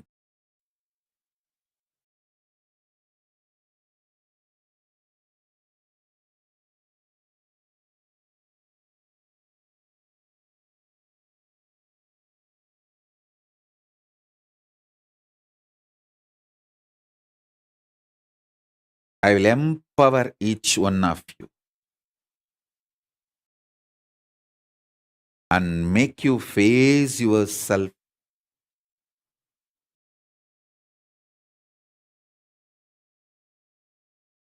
in your higher existence in parallel multiverses. Listen.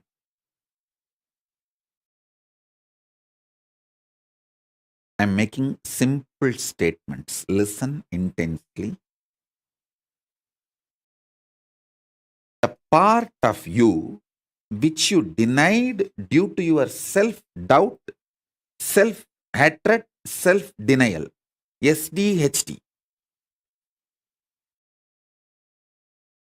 The part of you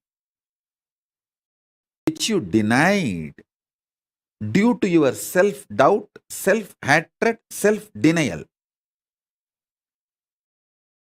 Sometimes you know you have the higher possibility, but even you have the fear, you may not be able to handle yourself in that higher possibility.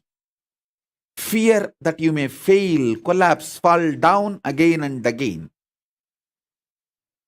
Because of that fear of failure, the possibility which you deny is your identity, your self in Swargaloka. Listen. Listen carefully. I am repeating.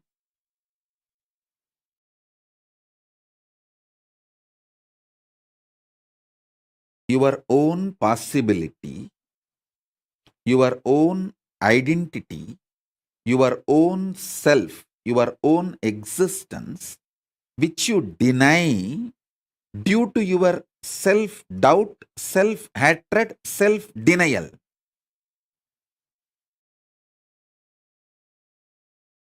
That part which you denied due to your SDHD and fear, that part is your self in Swargaloka. Just yesterday I received a message from one of my brahmachari who ran away. He said, "Forgive me for running away and committing spiritual suicide. I love you, my life is yours, but I am afraid to come back because I am not confident about myself. I don't want to repeat running away again and again, but my life is yours."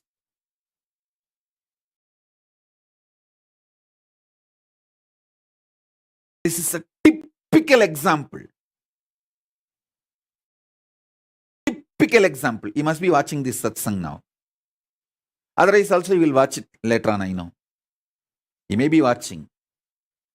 Typical example.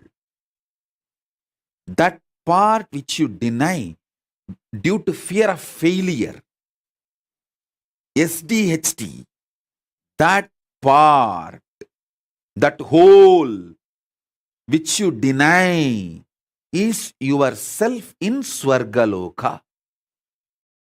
Denying and living with the lower self is Narakaloka. Listen, listen. Listen. He sent a long message. Forgive me, Swamiji. He said that he has committed spiritual suicide by leaving me and running away from me. And he is not able to handle himself.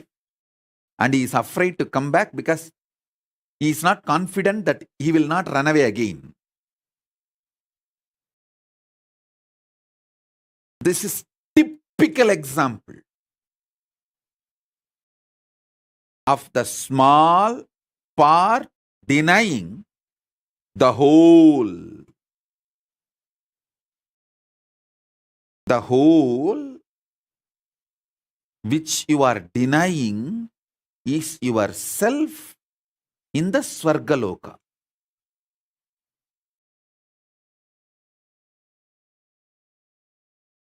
When you decide to live that whole,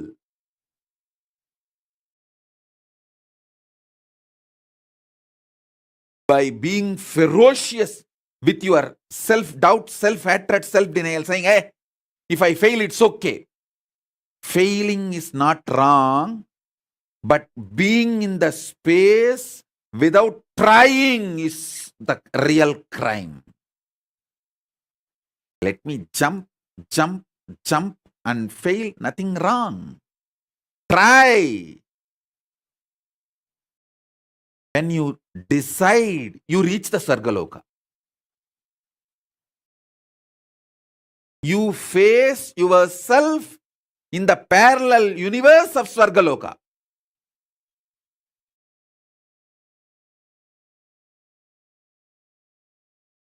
Next, understand the second truth, powerful cognition.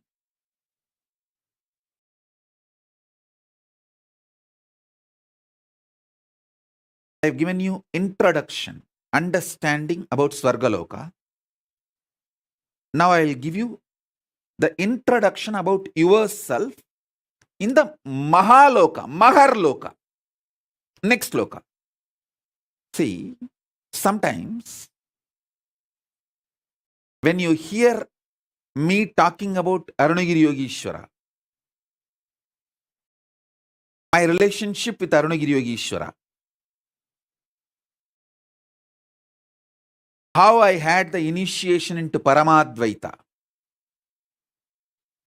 even if you don't agree with all my lifestyle, theories, principles, you feel, I think this is possible.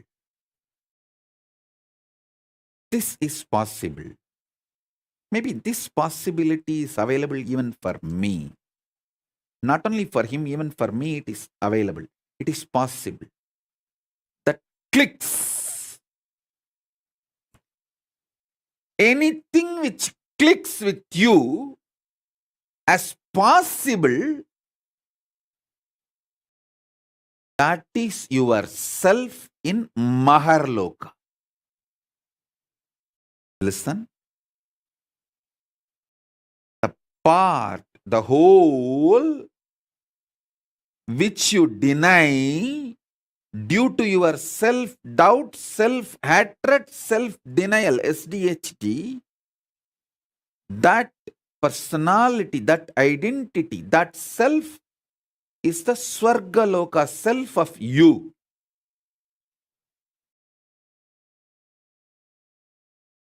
When I describe my higher possibilities If it clicks with you, I feel this is possible even for me.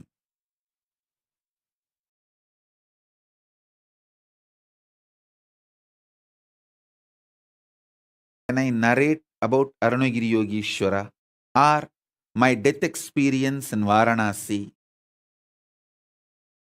or my enlightenment experience in Arunachala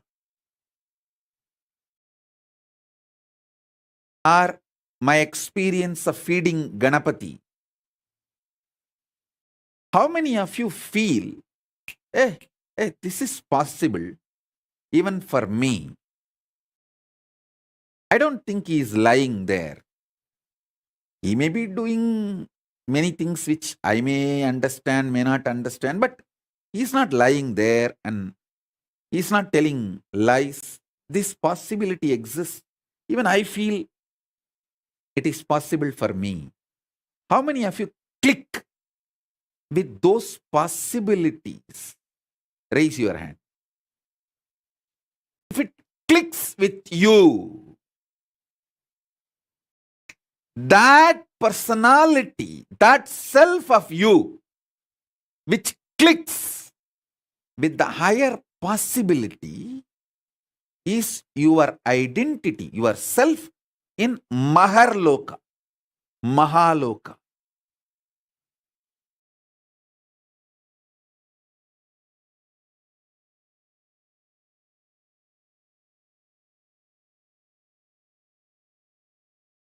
When you decide ferociously with a super determinism, will persistence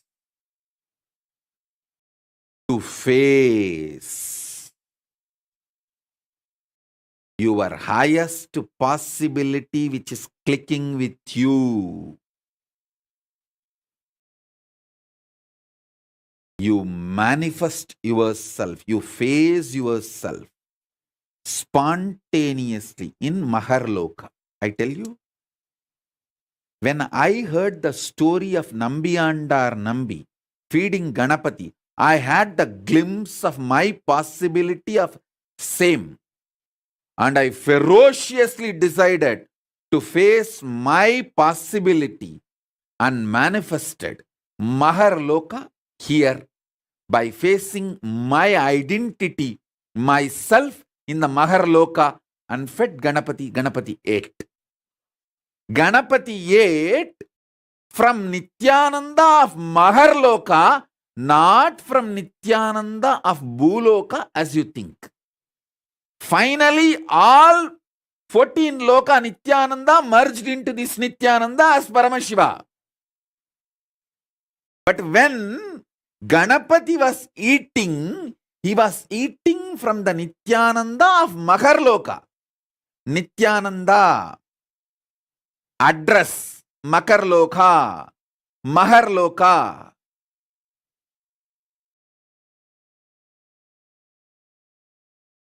Nithyananda who stays in Mahaloka, from his hand Ganapati ate. Not the Nithyananda whose ration card address is Bhuloka. The beauty is that Tiruvannamalai is such an amazing cosmic airport. You can just beautifully slip, go up, come down very smoothly. The whole ecosystem's chemistry is that. Nithyananda staying camped at Mahaloka, fed Mahaganapati. So understand that.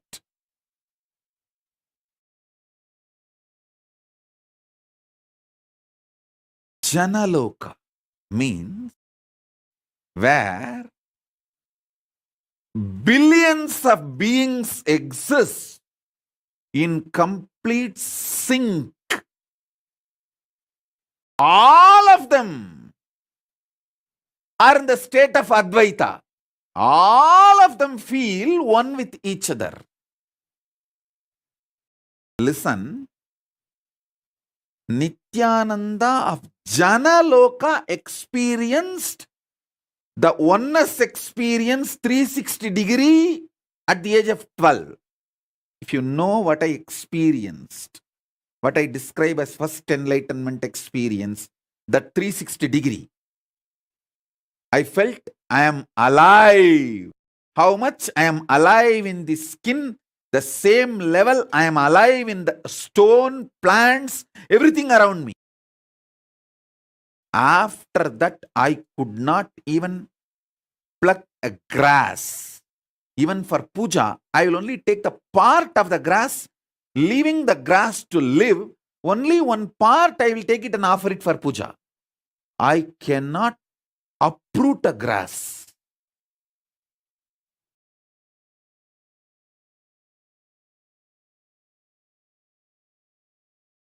Because I know I exist. I exist. I exist. Nithyananda stationed at Janaloka experienced the oneness, Advaita with everything, and landed into the Nithyananda stationed at Bhuloka.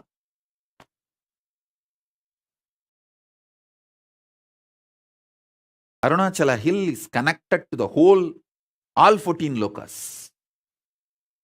He is 14 loka. Embodiment of 14 loka, Paramashiva.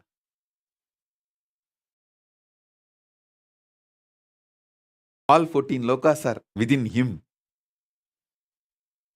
Arunachala has the address in all 14 lokas. If you write letter Arunachala Bhuloka, Arunachala Swarloka, Arunachala Maharloka, Arunachala Janaloka, Arunachala Tapoloka, in all 14 lokas, there won't be any address confusion. Simply the letter will be delivered. Because in all 14 lokas he exists. And more.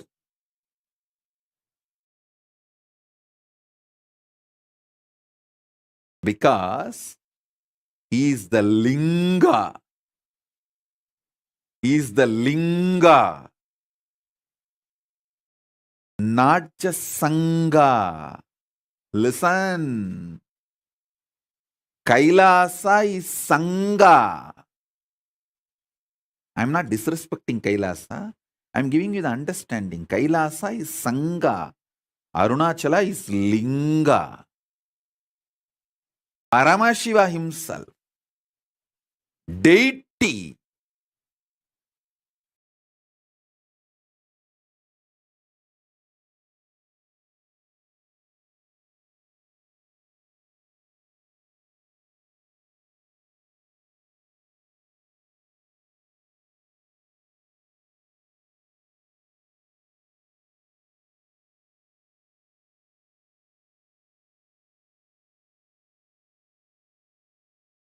listen carefully.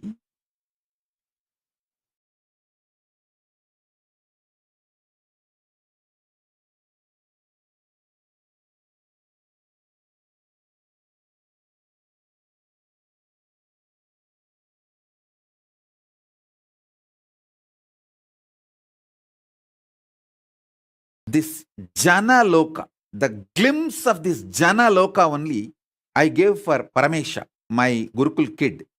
He had a hand fracture. The Advaita with me, how I did not have pain, that same glimpse only I gave for Paramesha. That's why when he had a fracture, he did not have any pain. He was laughing. He was behaving, responding, reacting exactly like me. The Janaloka, glimpse of the Janaloka he had when he had the fracture. The good thing is that it can be brought back easily because the kid had this before his chemicals and hormones took over him. See, before he could build this planet Earth, Bhuloka identity, he had that Advaita with me. So now it can be just pulled out. It can be brought back. It's not difficult. It's like a dusting the carpet. Carpet is already laid. All the identity he built after this Advaita of Janaloka is only the dust. It can be just like that cleaned. You just need a vacuum cleaner, nothing else. And he himself may be thinking this dust has become too thick. I am losing powers. I am not able to manifest that same kind of a Makar Loka that Advaita Swamiji gave me. Now it is not happening. I am struggling. Don't worry. It is too small. The dust looks like a identity because you are not able to throw it away on your own. I am a vacuum cleaner. When I just remove it, you will understand, hey, it was a dust, oh God. I was thinking it was me. I lost all my qualities and the great things Swamiji gave me. No. That is why I say, the age you receive it from me matters.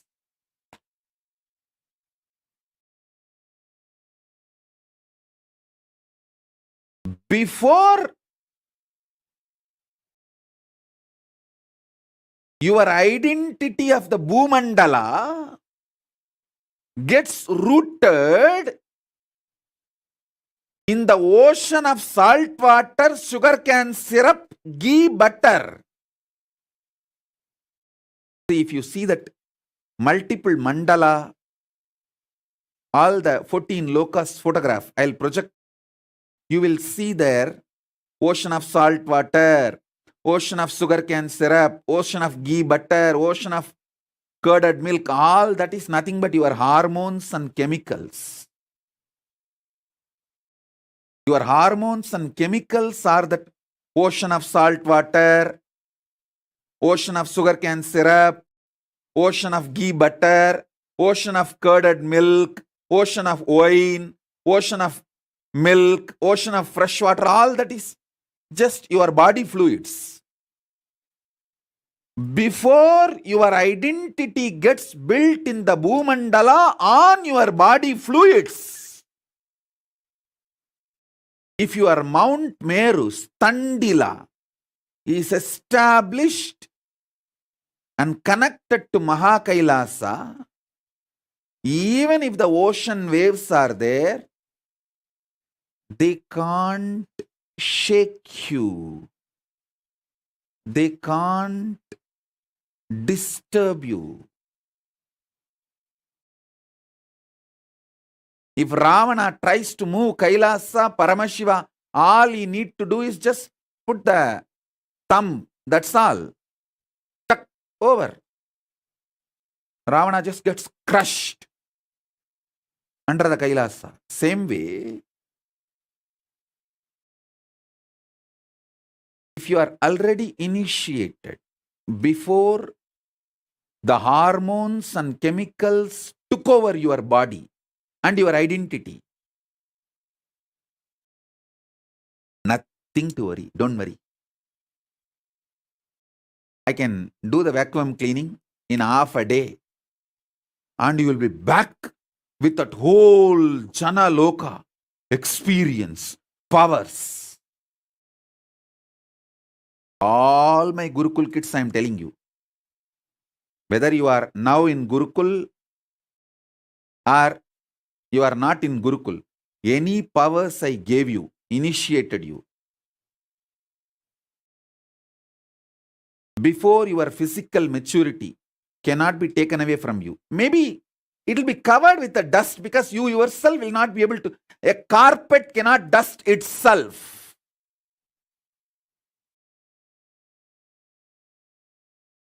Because of that, you may feel that it's all lost. But if you come back any day, I can vacuum clean it in half an hour. And the whole thing I gave you from the Jana Loka, will simply manifest.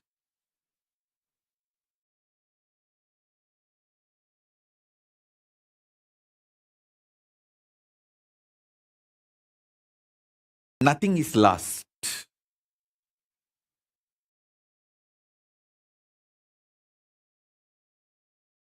Nothing is lost. Only thing, till you come back, you will not be able to manifest it because the dust is... A carpet cannot dust itself by itself.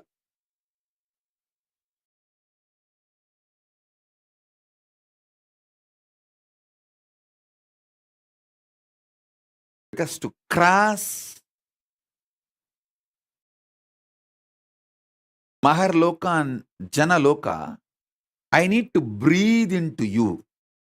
See, initiation is nothing but me breathing as Paramashiva in Paramadvaita from 14 lokas into you. Lower 7, higher 7, all 14 lokas. Paramashiva exists in Paramadvaita. Me breathing from that space into your breathing is initiation.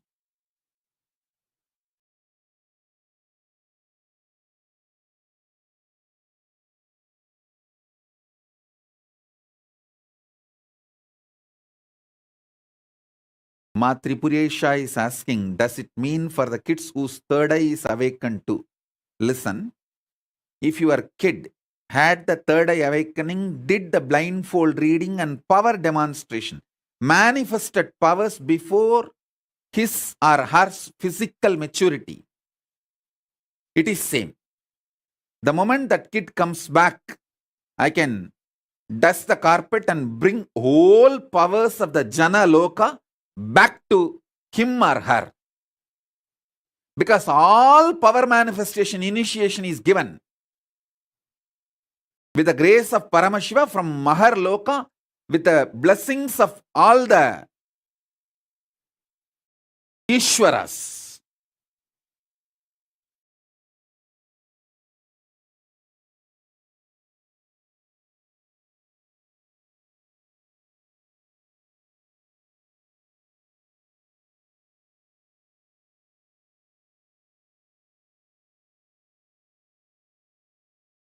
So understand, in Maharloka, Vidyeshwara, Ganeshwara, Lokeshwara, Astreshwara, all of them bless in the Advaita Swabhava with Paramashiva. When you bow down to Paramashiva, you bow down to all of them. When you bow down to all of them, you bow down to Paramashiva.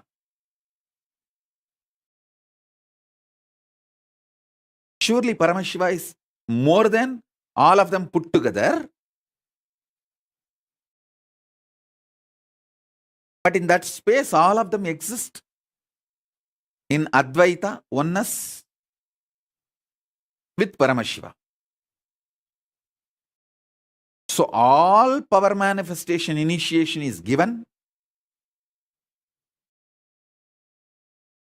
to the Jana Loka identity of you. See, if you manifest a third eye power, you already faced yourself in Jana Loka. Now I can just reconnect you back to the Jana Loka just like that, casually. Like a dusting the carpet, that's all. So all those kids who got initiated by me before physical maturity. This Adya Agarwal is trying to tell, I got initiated before 29, 21, get lost. No, don't try to sneak into the crowd. Your Loka is Swarga Loka only. The kids who got initiated before the physical maturity, before this ocean of salt water, sugar cane syrup, ghee butter, before all of them could gush into you like a tsunami and take over your Merudanda, Mount Meru, if you had the initiation and manifested powers, your Jana Loka identity is introduced already to your Bhuloka identity. So I can brush it. I can vacuum it again and introduce your Jana Loka identity to your Bhuloka identity and make the Jana Loka identity manifest in your Bhuloka identity spontaneously, simultaneously, without any difficulty. How a normal man slips into dream and waking state, with that easiness, I can make a child who got initiated and manifested power before physical maturity to slip, move between the identity of Jana Loka and Bhu Loka spontaneously, simultaneously. It is just like a vacuum cleaning. That's all, nothing else.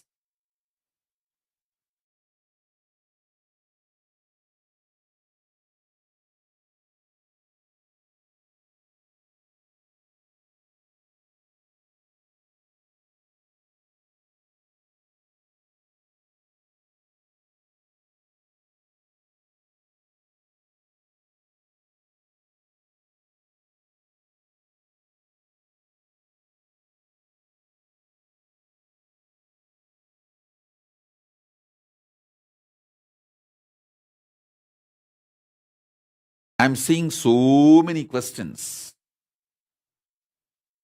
Adya Agarwal is trying to say, am I included? No, you are not included. Be very clear. I am not going to lie to you. I am under oath from Cosmos. I have to tell you the truth as it is. And many people are asking, what if we did not find you until we were grown, Ma Nitya Jnaneshananda? Then do what can be done now. Instead of blaming the past, even now, if you put yourself, you can manifest not just Jana Loka, Tapa Loka, Brahma Loka, you can manifest Kailasa itself.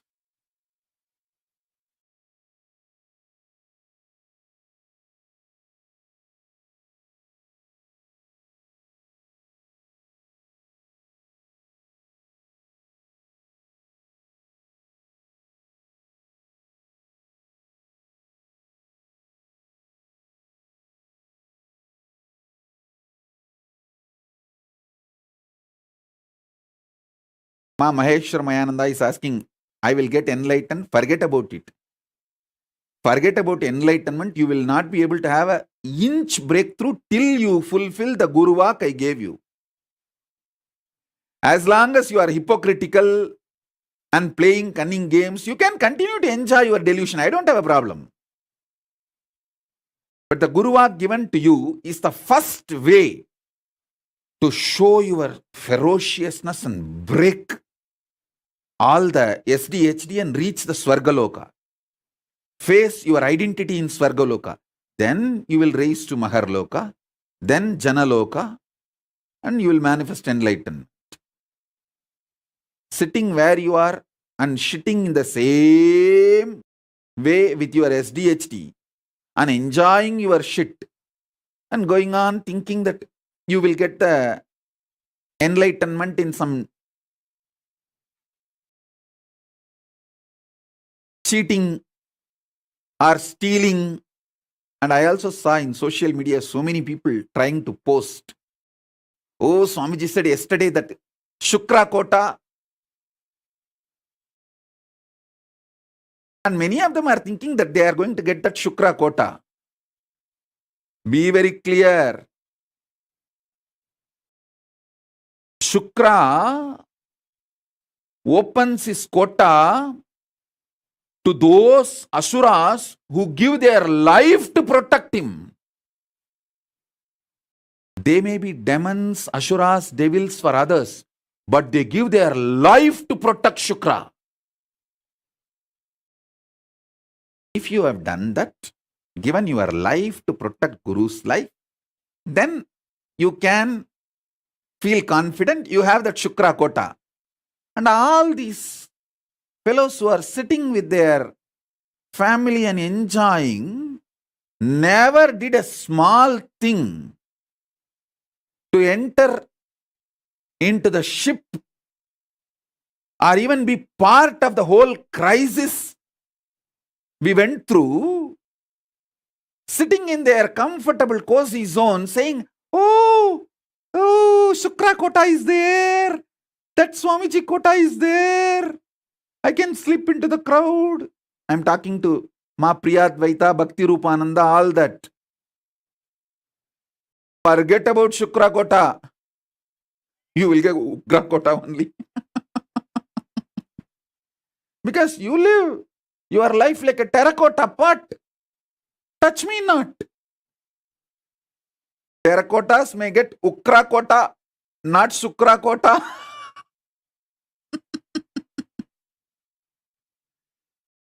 People who gave their life to defend the life of Shukra get Shukra Kota. People who did not even get into the ship, there are some who got into the ship but jumped when there was little turbulence in the ship. The turbulence is actually to check the sincerity of the rats. You see, when there is a turbulence in the ship, the rats jump out first. But you guys need to know, I am not just captain of the ship, I am the captain of the ocean itself. So I do the turbulence. As an ocean, I create the turbulence to check how many rats jump out.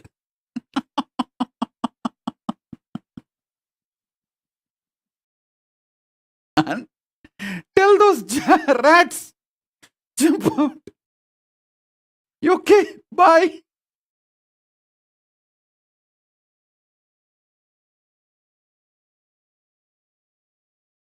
At least those rats enjoyed a few days of ride in the cruise. But the rats who did not even get into the ship, talk about Shukra Kota.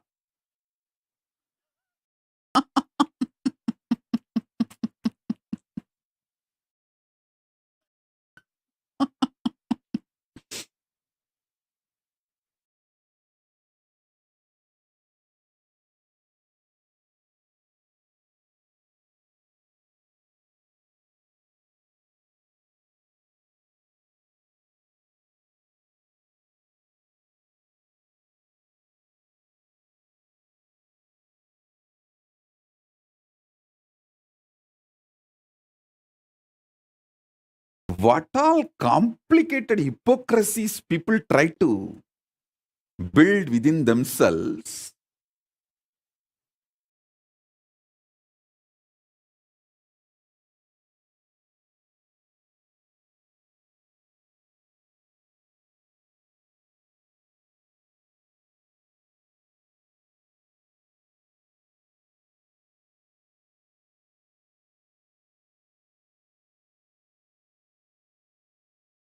Somebody comes and puts the message, the Facebook, oh, due to the pressure from my husband, I changed Kailasa flag from my Facebook display image, or I changed my name, I removed my display picture, I removed this, that.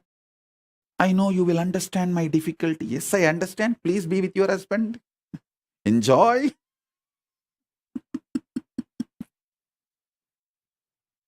I'm not saying no.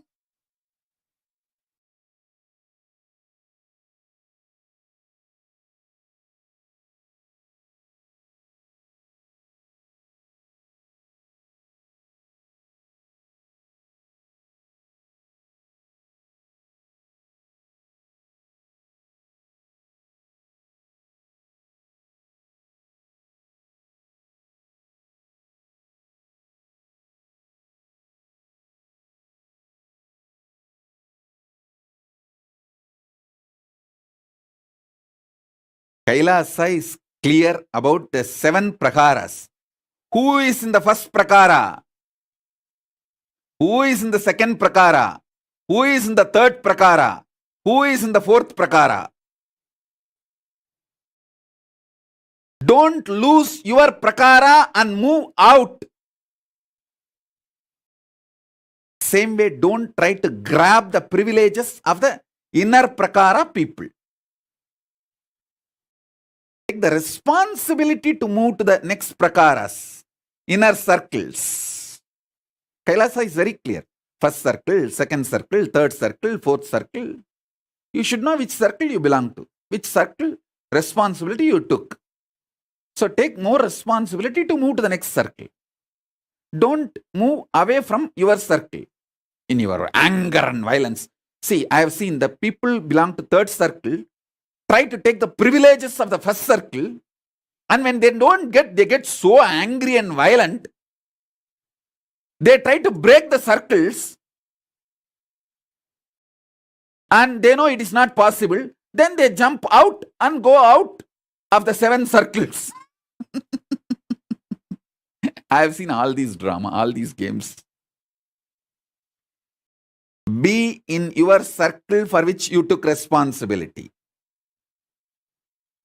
And take more responsibility to move into the next circles.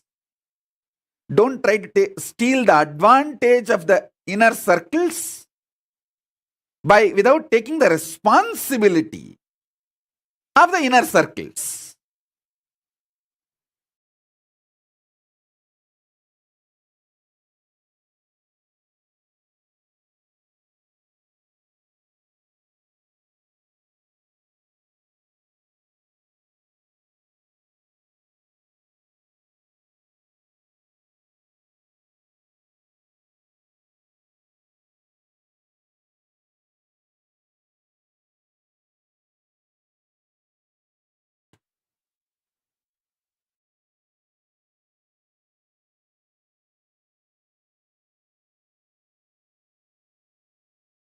I've seen all kinds of funny people. Very funny people. Hypocritical.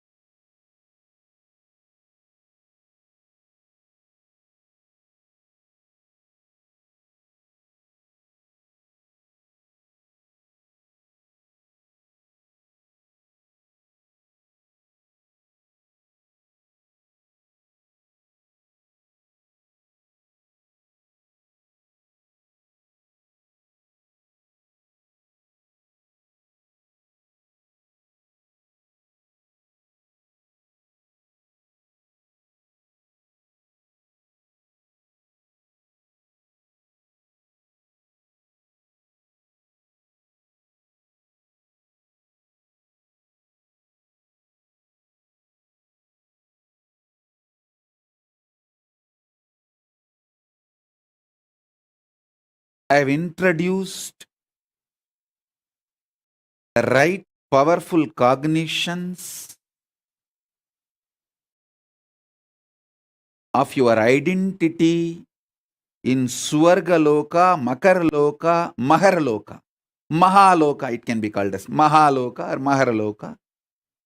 Mahaloka and Janaloka.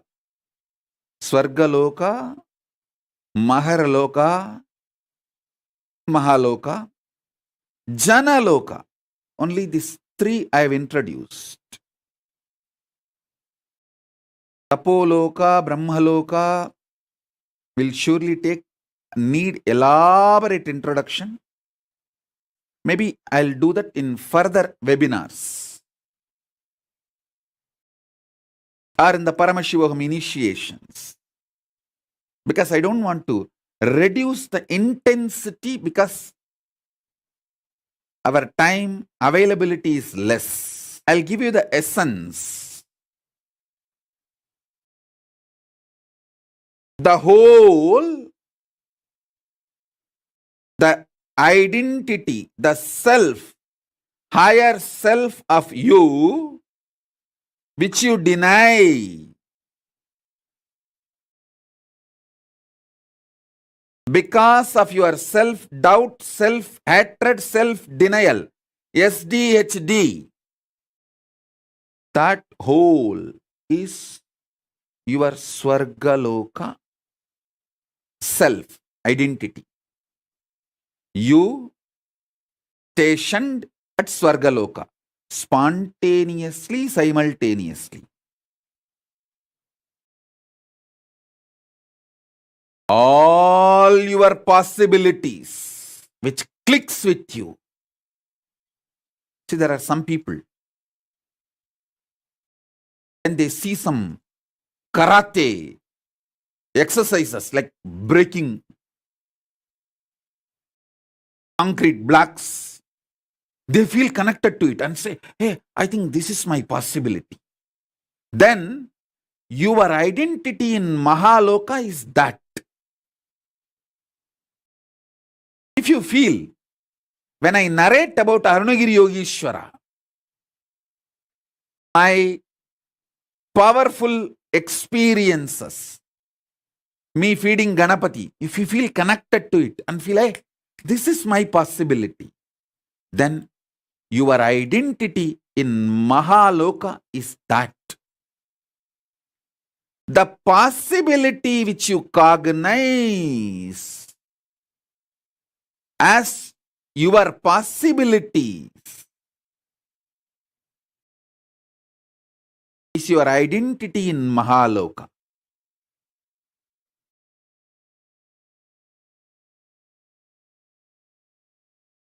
The pure oneness you experience during power manifestation is Janaloka. That is why when the kids manifest powers, if you study their brain, they show the same wave of my brain. Because they are in oneness with me. We studied Premaswarupa's brain waves when he was doing power manifestation and doing manifesting various powers and materialization and all that. His brain waves were exactly in tune with my brain waves. Because the brain was identifying, remembering, recognizing his existence in Janaloka and my existence in Janaloka and connecting with it. Janaloka is established in Advaita space. Only if you reach the Advaita space, you can manifest, you can identify yourself, face yourself in Janaloka. We did it scientifically itself.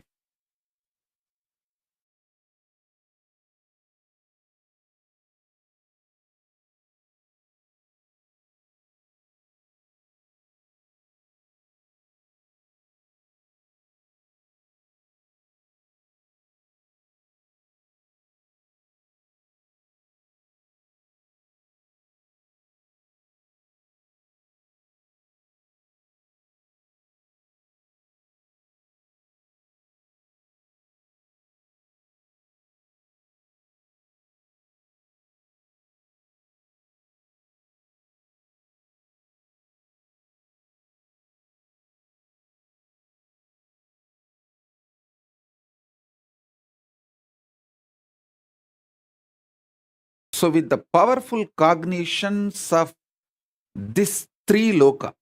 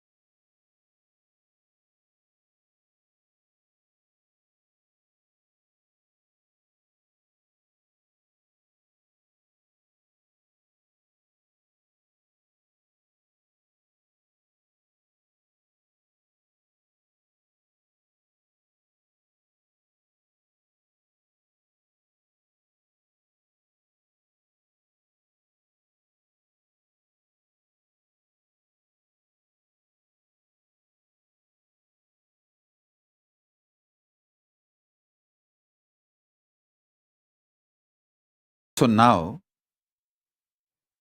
I'll initiate all of you to face yourself in Swargaloka, Mahaloka, Janaloka.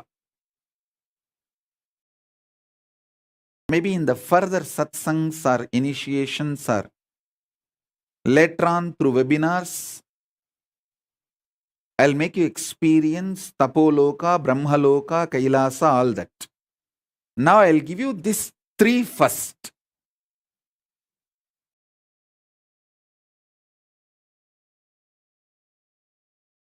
Continuously, so many people are putting the question. Adya Agarwal is still trying to assert, if I can manifest powers, it means we are still connected, right, Swamiji? Forget about it. If you have not entered the ship and defended me, forget about claiming any right over me.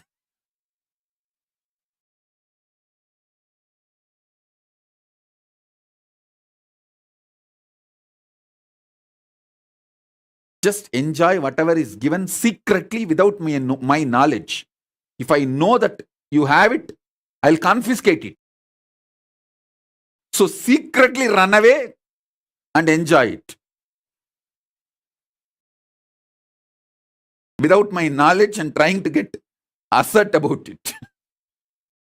Adya Agarwal, quickly take it away and eat.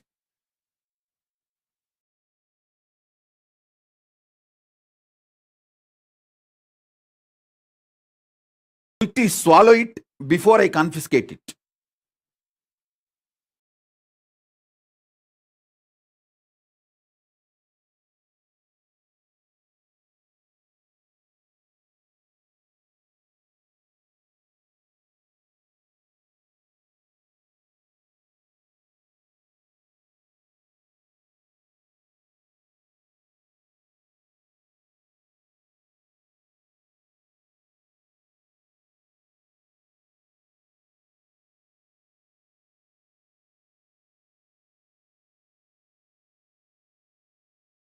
Geetanjali Kanna is asking, heal my pain, Parkinson's. I'll heal you, you will be healed. See, understand. Anyone asks for healing, I'll do it out of my compassion, love. All that is different. But if you try to claim without doing the tyaga, I'll show you clearly your border. Because Kailasa structure is sacred.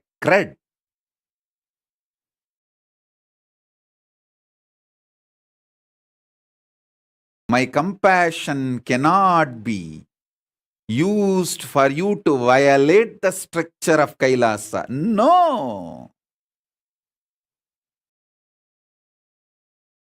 I neither allow it nor enjoy it. Suman Sanjay Agarwal is asking, Swamiji, is it our fault that we did not meet you earlier? Yes. Be very clear. Even now you are not doing what all can be, should be done by you is your fault. You can do tons of things without hypocritical games, cunningness. Do all of that. Then ask this question, I'll give the answer.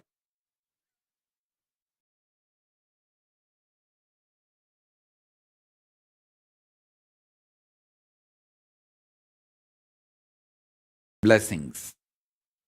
I'll answer your questions. See, I am flooded with the questions from all corners. Like, oh, if we met you little late, how can we be responsible for that?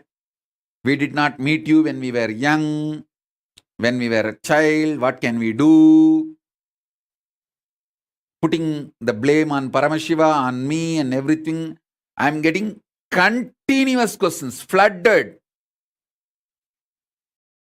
with the questions by people who feel we met you after we have grown up. Is it our mistake? That one gang. And the Sukrakota gang. No. I fought with my husband 3 times for your sake. How can you not give me Sukrakota? The Sukrakota queue. And this, I came later part of my life. What can I do? How can I be responsible? All this gang, they are all flooding me with the questions. First thing, understand. I am extremely compassionate, dharmic being. The gang which says, oh, we met you late, what can we do about it? We came to know about you late, what can we do about it? Is it my mistake? That big gang. And then the Sukrakota gang. Oh, I fought with my husband 3 times for you and put my kantamala back in my neck. How can you not give me Sukrakota? The Sukrakota gang. And there's one more gang. I really feel connected to you. I cannot come to Kailasa. What can I do? I have this, I have that. All these gang. Listen. First thing, understand. I am extremely compassionate, considerate, dharmic being. Understand?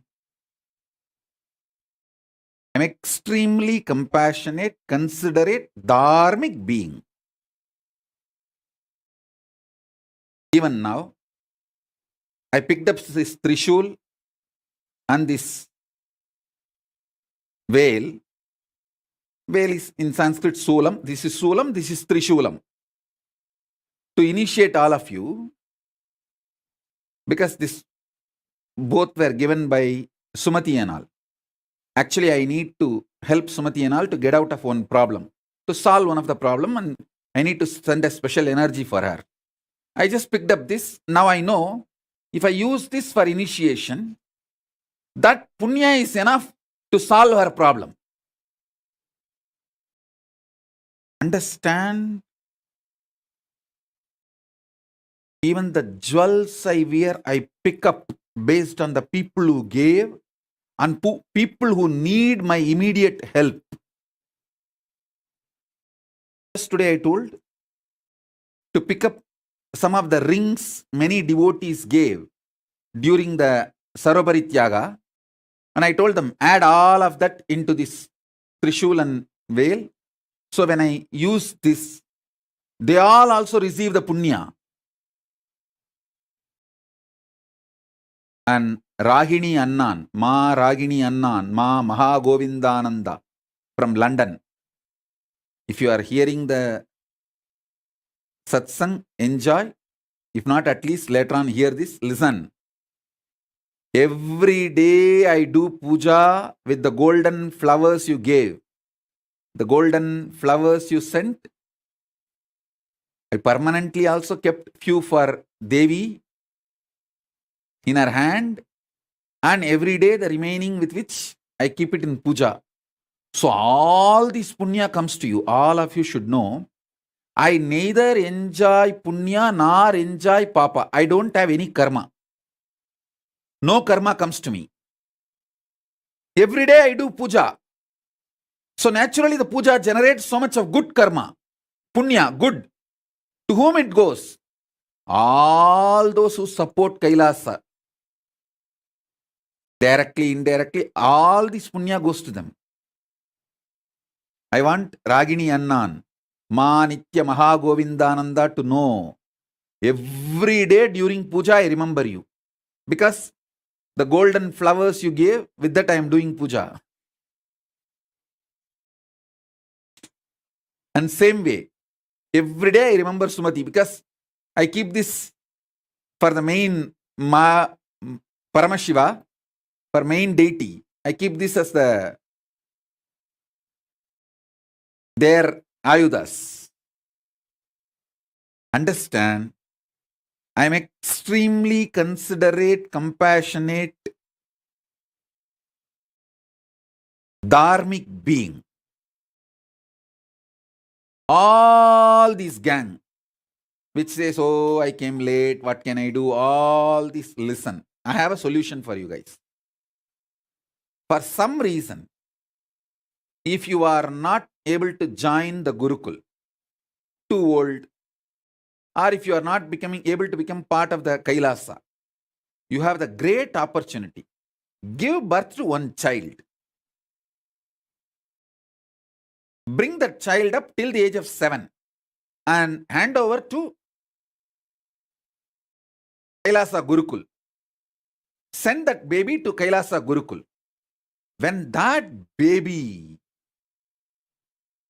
evolves, when that his DNA manifests Paramashiva powers, simply your DNA will be raised to Kailasa. Don't try to tell me, can you adopt a baby or orphan kid and donate it to, send that baby to the Kailasa, send that orphan kid to Kailasa Gurukul, will that help? No. It's a science. What I am talking is science. Adopting orphan kids and grooming them, making them manifest powers is my responsibility, which I am doing. You adopting an orphan kid and sending that kid to the Kailasa, maybe supporting Kailasa Gurukul, but that is not going to awaken your DNA and raise you to Kailasa. There are some people who say, oh, I become too old for the kid. Don't worry. Ask your son or daughter to plan for a kid and let that kid, your grandkid, come to the Kailasa, because for 7 generations the liberation will happen. Even if you are not able to give birth, ask your son or daughter, your child, to give birth to a child. Send your grandkid.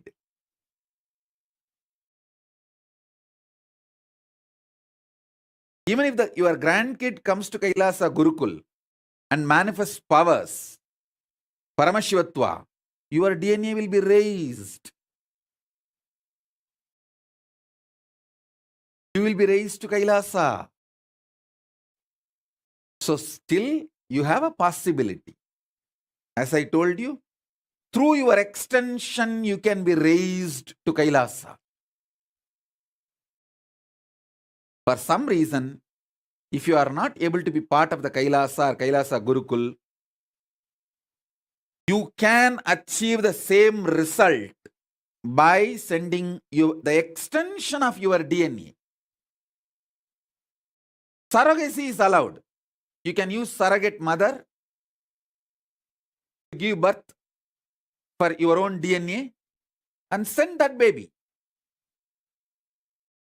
Kailasa Gurukul. And when that child manifests powers, manifests enlightenment, your DNA also will be raised to Kailasa.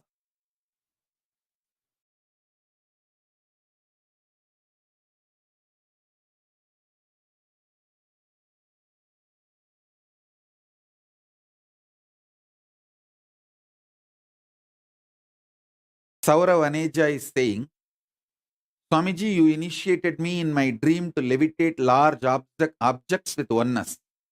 How do I fulfill that identity?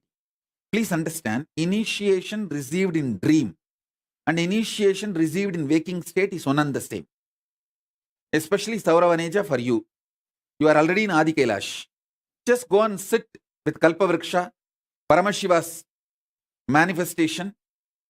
That dream power will start manifesting. You will be able to manifest that power. So, he's also asking, how do I fulfill that identity? Also, sometimes after declaring I am Paramashiva, I feel the whole space is inside me. Which loka identity is that? You are connected to Kailasa, those moments. Paramavatara of Paramashiva, I bless all your intention to manifest Paramashivoham Level 3 to become reality and manifest Paramadvaita. Om, Om, Om.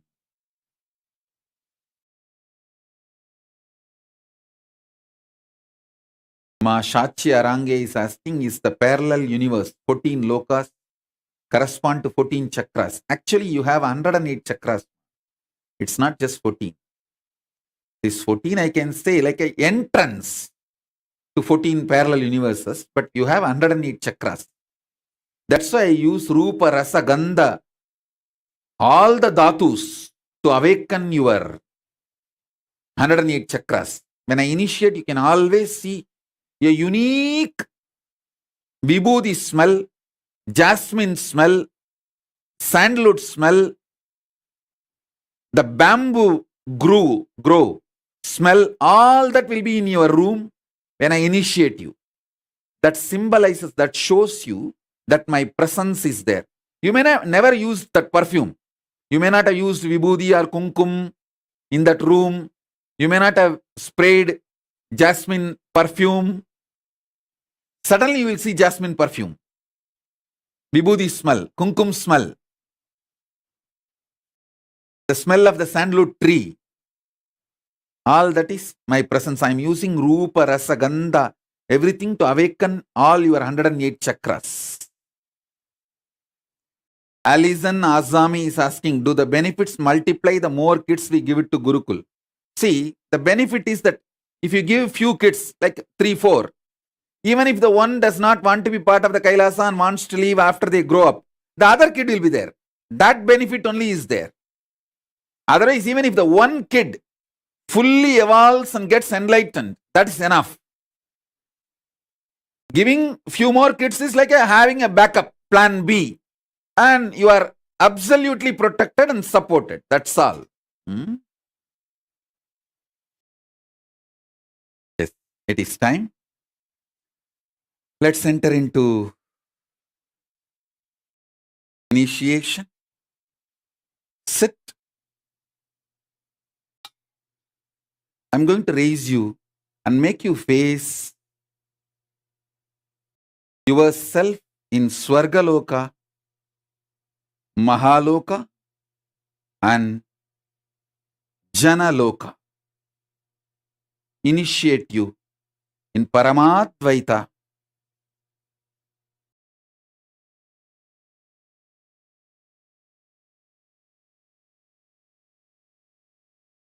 Sit straight. You don't need to close your eyes. You can keep your eyes open. Whatever you wanted me to energize, whether Jnananjana lamp or Atmalinga, keep it in front of the screen. I'll start the initiation now. Om Om.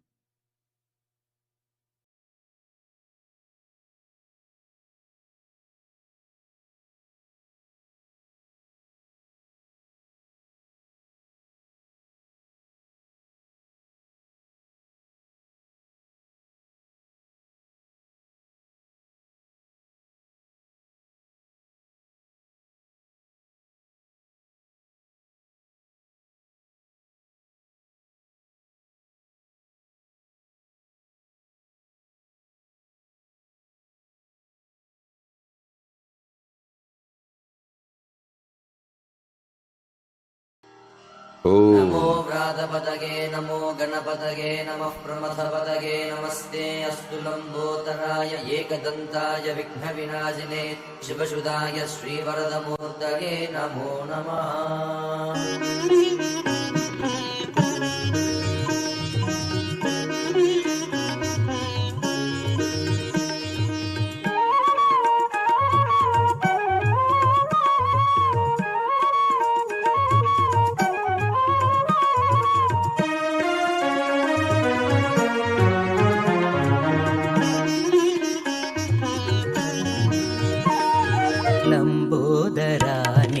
Gajanana Lambodara नित्य गजानना लंबोदरा नित्य गजानना लंबोदरा नित्य गजानना पार्वती नंदन परमदयाकर पार्वती नंदन परमदयाकर पार्वती नंदन परमदयाकर पार्वती नंदन परमदयाकर लंबोदरा नित्य गजानना लंबोदरा नित्य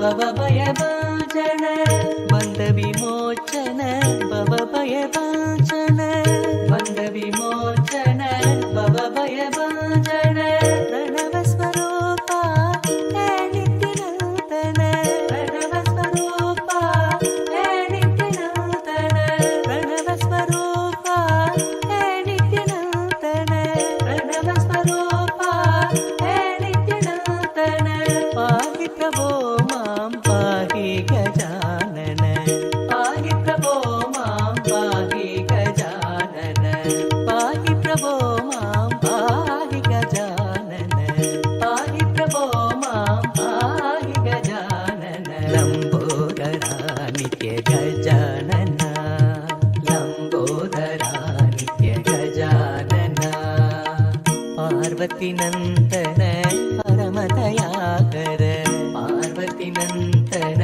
परमदयाकर बन्धविमोचन भवभयभाजन बन्धविमोचन भवभयभाजन बन्धविमोचन भवभयभाजन बन्धविमोचन तैय तैय नक दिनाक नकर दिन भजन करे बम्म बम्मता तैय तैय नक दिनाक नकर दिन भजन करे उदनित नगर दिन दिताम दिताम तोम तै तै नित्यानंद नाम सदा उदनित नगर दिन दिताम दिताम तोम तै तै नित्यानंद नाम सदा बम्म बम्मता तैय तैय नक दिनाक नक नमे उबर सत्या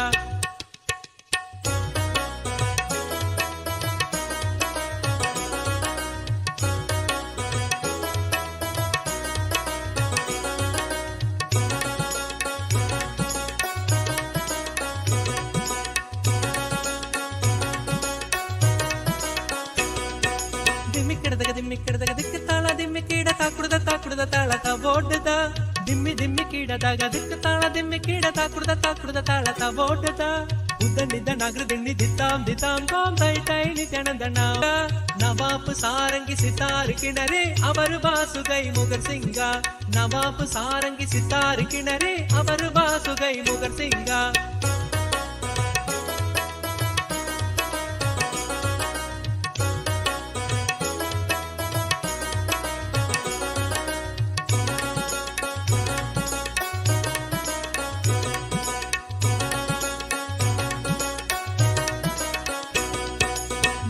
बम्मता तैय तैय नक दिनाक नगर दिन भजन करे बम्म बम्मता तैय तैय नक दिनाक नगर दिन भजन करे उदनिद नगर दिन दिताम दिताम तोम तै तै नित्यानंद नाम सदा उदनिद नगर दिन दिताम दिताम तोम तै तै नित्यानंद नाम सदा दिम्मिक्किडದಾಗ दिಕ್ಕ ತಾಳ ದಿಮ್ಮಿಕ್ಕೀಡ ತಾಕುಡ್ದ ತಾಳತ ಓಡ್ದ ದಿಮ್ಮಿಕ್ಕಿಡದಾಗ ದಿಕ್ಕ ತಾಳ ದಿಮ್ಮಿಕ್ಕೀಡ ತಾಕುಡ್ದ ತಾಳತ ಓಡ್ದ उदनिद नगर दिन दिताम दिताम तोम तै तै नित्यानंद नाम सदा उदनिद नगर दिन दिताम दिताम तोम तै तै नित्यानंद नाम सदा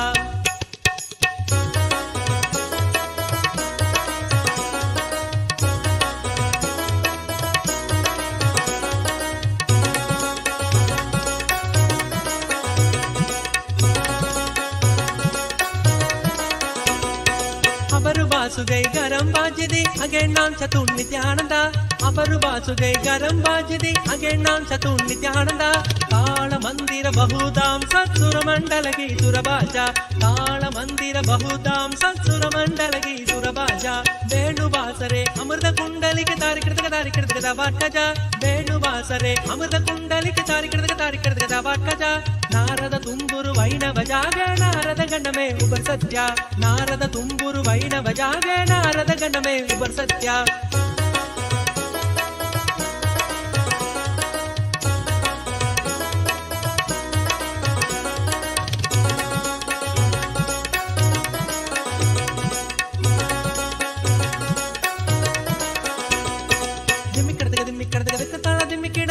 ತಾಕುಡ್ದ ತಾಳತ ಓಡ್ದ ದಿಮ್ಮಿಕ್ಕಿಡದಾಗ ದಿಕ್ಕ ತಾಳ ದಿಮ್ಮಿಕ್ಕೀಡ ತಾಕುಡ್ದ ತಾಳತ ಓಡ್ದ ಉದನಿದ ನಗರ ದಿಣ್ಣಿ ದಿತ್ತಾಂ ದಿತ್ತಾಂ ತೋಂ ತೈ ತೈ ನಿತ್ಯಾನಂದ ನಾಮ ಸದಾ ಉದನಿದ ನಗರ ದಿಣ್ಣಿ ದಿತ್ತಾಂ ದಿತ್ತಾಂ ತೋಂ ತೈ ತೈ ನಿತ್ಯಾನಂದ ನಾಮ ಸದಾ ಅಪರು ಬಾಸುಗೈ ಗರಂ ಬಾಗಿದಿ ದ್ರಿಮಿ ದ್ರಿಮಿ ದ್ರಿಮಿ ದ್ರಿಮಿ ಮೃದಂಗ ಅವರು ಬಾಸುಗೈ ಗರಂಬಾಗಿದೆ ಧ್ರಿಮಿ ಧ್ರಿಮಿ ಧ್ರಿಮಿ ಧ್ರಿಮಿ ಮೃದಂಗ ನವಾಪು ಸಾರಂಗಿ ಸಿತಾರ್ ಕಿಣರಿ ಅವರು ಬಾಸುಗೈ ಮುಗಸಿಂಗ ನವಾಪು ಸಾರಂಗಿ ಸಿತಾರ್ ಕಿಣರಿ ಅವರು ಬಾಸುಗೈ ಮುಗಸಿಂಗ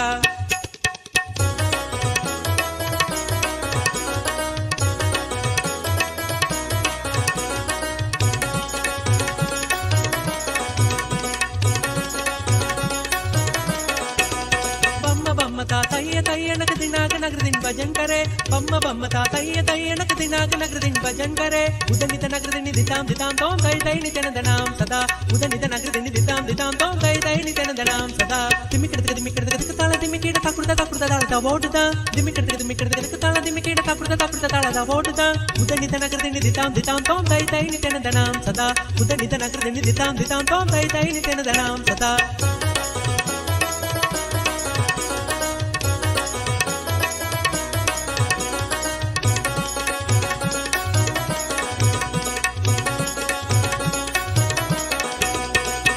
ಬಾಸುಗೈ ಗರಂ ಬಾಜಿದೆ ಅಗೇನ್ ನಾಮ್ ಚತು ನಿತ್ಯಾನಂದ ಅವರು ಬಾಸುಗೈ ಗರಂ ಬಾಜಿದೆ ಅಗೇನ್ ನಾಮ್ ಚತು ನಿತ್ಯಾನಂದ ತಾಳ ಮಂದಿರ ಬಹುದಾಂ ಸಸುರ ಮಂಡಲಗಿ ಸುರಬಾಜ ತಾಳ ಮಂದಿರ ಬಹುದಾಂ ಸಸುರ ಮಂಡಲಗಿ ಸುರಬಾಜ ವೇಣುವಾಸರೆ ಅಮೃತ ಕುಂಡಲಿಕೆ ತಾರಿಕೃತ ವಟ್ಟಜ ವೇಣುವಾಸರೆ ಅಮೃತ ಕುಂಡಲಿಕೆ ತಾರಿಕೃತ ವಟ್ಟಜ ನಾರದ ತುಂಬುರು ವೈಣವ ಜಾಗ ನಾರದ ಗಣಮೇ ಉಪ ಸತ್ಯ ನಾರದ ತುಂಬುರು ವೈಣವ ಜಾಗ ನಾರದ ಗಣಮೇ ಉಪ ಸತ್ಯ ದಿಮಿಕಡಕ ತಾಳ ದಿಮಿಕಿಡ ತಾಕುಡ್ದ ತಾಳದ ಓಡುದ ದಿಮಿಕಡಕ ತಾಳ ದಿಮಿಕಿಡ ತಾಕುಡ್ದ ತಾಳದ ಓಡುದ ಉದನಿತ ನಗರದಿನ ದಿತಾಂ ದಿತಾಂ ತೋಂ ಉದನಿತ ನಗರದಿನ ದಿತಾಂ ದಿತಾಂ ತೋಂ ಉದನಿತ ನಗರದಿನ ದಿತಾಂ ದಿತಾಂ ತೋಂ ತೈ ತೈ ನಿತ್ಯಾನಂದ ನಾಮ ಸದಾ ಉದನಿತ ನಗರದಿನ ದಿತಾಂ ದಿತಾಂ ತೋಂ ತೈ ತೈ ನಿತ್ಯಾನಂದ ನಾಮ ಸದಾ ಬಮ್ಮ ಬಮ್ಮ ತಾ ತಯ್ಯ ತಯ್ಯ ನಕ ದಿನಾಕ ನಗರದಿನ ಭಜನ್ ಕರೆ ಬಮ್ಮ ಬಮ್ಮ ತಾ ತಯ್ಯ ತಯ್ಯ ನಕ ದಿನಾಕ ನಗರದಿನ ಭಜನ್ ಕರೆ ಉದನಿತ ನಗರದಿನ ದಿತಾಂ ದಿತಾಂ ತೋಂ ತೈ ತೈ ನಿತ್ಯಾನಂದ ನಾಮ ಸದಾ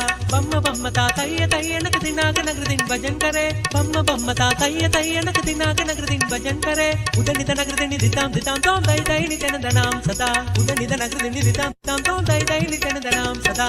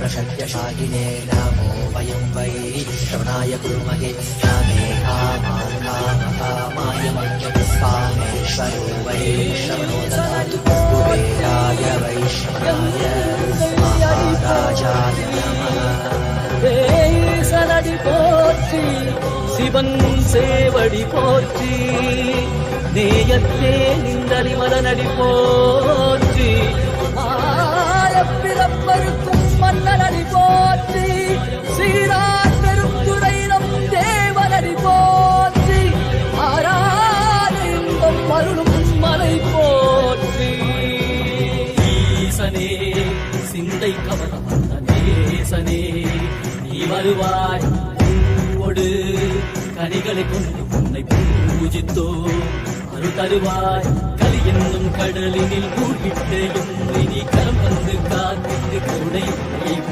பொய்கையில் அலர்ந்திட்ட அளவக்கம் போல உன் திருவடியில் வாழ்ந்திட வாராய் அருணாச்சலனே நீ வாராய் அகண்ட ஜோதியனே வாராய் அல்லல் நீக்கிடவே வாராய் அகிலம் போற்றுகின்ற ஈசனே சிந்தை கவர்ந்த நேசனே நீ வருவாய் ஒடு கனிகளை கொண்டு பூஜித்தோ அருள் தருவாய்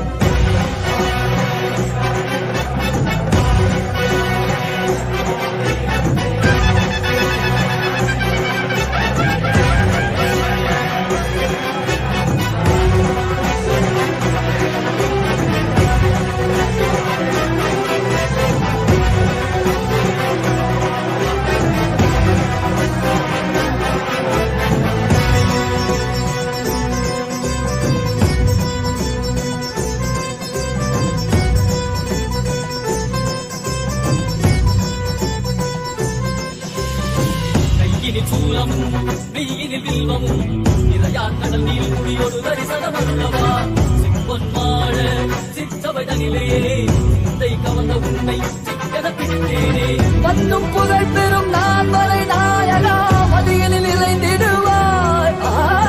மதி உணராதவர்க்கு மதி உணர் செய்திட வான்மழு நீ நிறைந்திவாடிட சூழ்ந்திட இவள் சேர நீ வருவாய்.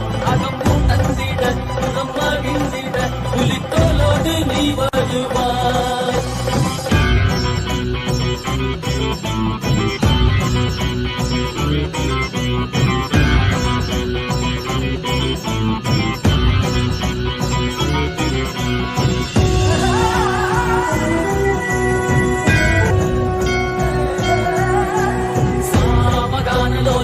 विमुक्ति कारणे नादिकेश दिव्य ब्रह्मरूपने मीनाक्षि शक्ति सहित सुंदरे सने अन्नामलै उदित नित्यानंदने चित्त अचित्तெல்லாம் முன்னாலே இயக்கும் முன்னாலே உந்தன் கண்ணாலே சிகையில் அணிந்திட்ட மதியாலே மதியின் ஒளியாலே தெளிந்திடும் வழியாலே ஜீவன் முக்தி பெற விழைந்தோமே உந்தன் திருவடியை தொழுதோமே. ஆகினாய் கிளியாகினாய் கேள்வி காண மகிழ்வாகினாய் ஒளியாகினாய் உலகமாகினாய் அதுமாகி அருள்படை தரும் கர்ம வினைகள் தீர்க்கும் காசிநாதனே எங்கள் கர்மம் போக்கி எம்மையாளும் நேசனே ஏகாந்தமாக ஏக பாதம் தூக்கியே மணியாரை காக்க வேண்டும் நித்யானந்தனே. ஈசனே சிந்தை கவல வந்தனேசனே நீ வருவாய்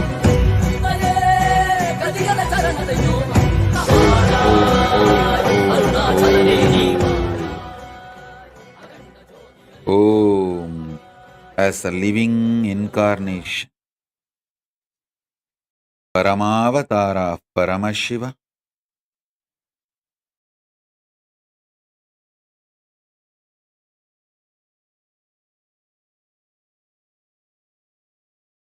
bless you all to manifest Paramadvaita with Paramashiva. Let's all radiate with integrity, authenticity, responsibility, enriching, causing, living Shuddhadvaita Saivam Paramadvaitam. The state, space, powers, being, superconsciousness, and Kailasa of Paramashiva. Paramashivoham Om Nithyananda Paramashivoham. The eternal bliss Nithyananda. Thank you. Be blissful.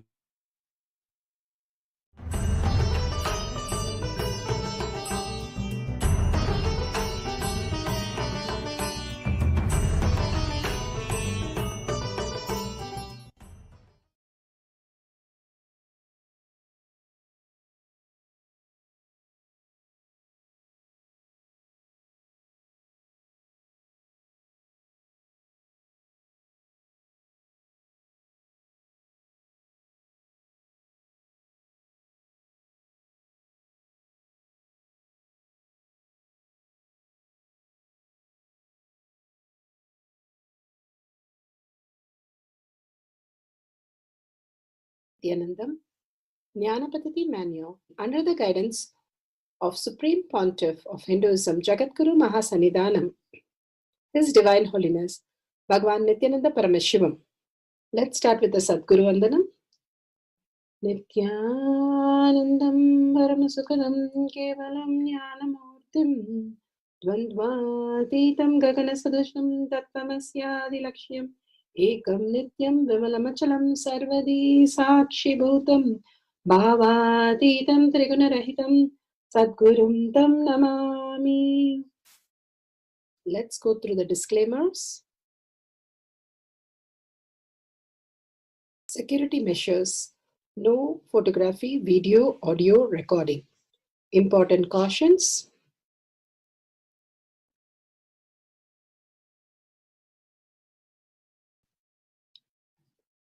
Please be aware of the important cautions.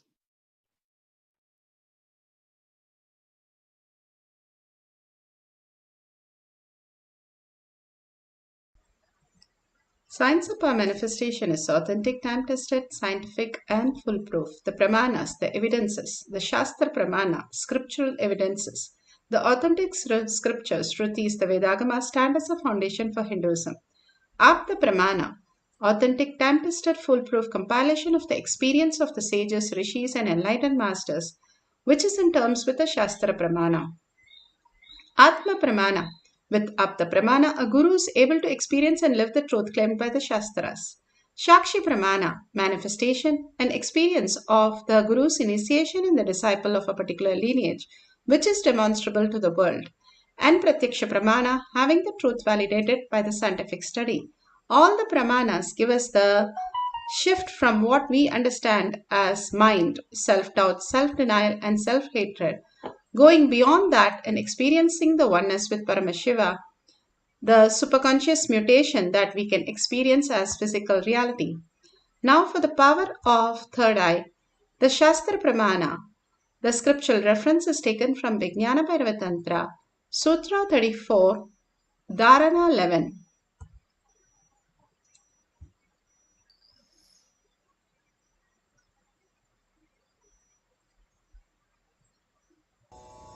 The Shastra Pramana for the power of third eye awakening is taken from the Vijnana Bhairava Tantra, Sutra 34, Dharana 11.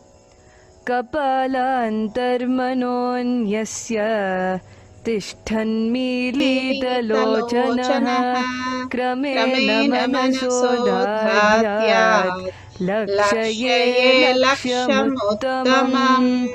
Kapalantarmanonyasya tishthanmilitalochanaha kramena manasodhadyat lakshaye lakshamuttamam. Bhagavan Paramashiva beautifully says, by fixing the mind on the inner space within the crown center and sitting stably without any movement, having the eyes closed, in succession by the stability of the mind and the inner space, through the power of third eye, one directly sees the ultimate goal, Lakshyam, by having the vision beyond the sight that reveals any object or place, attaining the space of oneness with the source, Paramashiva. Bhagavan Paramashiva beautifully step by step explains how we can experience the ultimate reality. Bhagavan has explained how we can experience the Swargaloka, the Maharloka, or the Janaloka, how we can raise to ourselves to the higher universes, higher dimensions, where we exist as the existential reality in the higher dimension, and we can experience that reality. Bhagavan says the reflection of the source is what we are experiencing now. The more and more we start moving to the reflection itself, we'll start manifesting the greater powers. All that we can understand from this sutra, it clearly says how the stability of the mind. Where are you established? Constantly, how are you cherishing your thought? What are the thoughts that you cherish throughout the day? If you are established in the current moment, the present moment, Paramashiva, which is the existential reality, waking up to the existential reality, you will experience the higher states of consciousness. Constantly, 90% of the time, we are running our past patterns as our life, and constantly that is why the thoughts are generated. but we don't have any input from the outer world, like in the deep sleep, we will not experience any of the confusion and chaos. In the deep sleep, there is no random eye movement, there is no thought or the input from the outer world, because we are able to eliminate that and experience the consciousness as deep sleep. Same way in the waking state, we can experience the very same state by unclutching from the mind and getting into the same state of oneness with Paramashiva. Here, Bhagavan beautifully gives the Apta Pramana how Satya Sai Baba helped a devotee to manifest his reality. All these great saints and Mahatmas again and again give us the ultimate consciousness as physical reality, the superconscious mutation possibilities as our reality. Bhagavan beautifully says, if you are initiated into Janaloka, that you are the oneness, the unified field, you will start manifesting all the powers of Paramashiva. Here in Sai Satcharitra, chapter 33, page 117, here Baba says how he helped a devotee overcome his obstacles and manifested the powers, and all it needed only a vibhuti for him to manifest. All these great Mahatmas constantly tell us that we are superconscious being in the physical body to experience the deeper reality. Bhagavan Paramashiva has taught this science to the Gurukul Balasans. Here is a small clipping of the Balasans manifesting the power of third eye. 35 years I've searched for the key to unlock the door for all students to have success in school. Because many of my students in the West were academically unsuccessful, here at the Nithyananda Gurukul in Bidadi, India, is opening to ancient knowledge, scientific formulas to unlock the brain's fullest potential. I was intrigued to observe that the students at this school had superior academic success. My first discovery was a 12-year-old girl named Yogamata. She's a child prodigy with gifted intelligence. So your brain is like an iPad. The Anya chakra is your cosmic browsing center.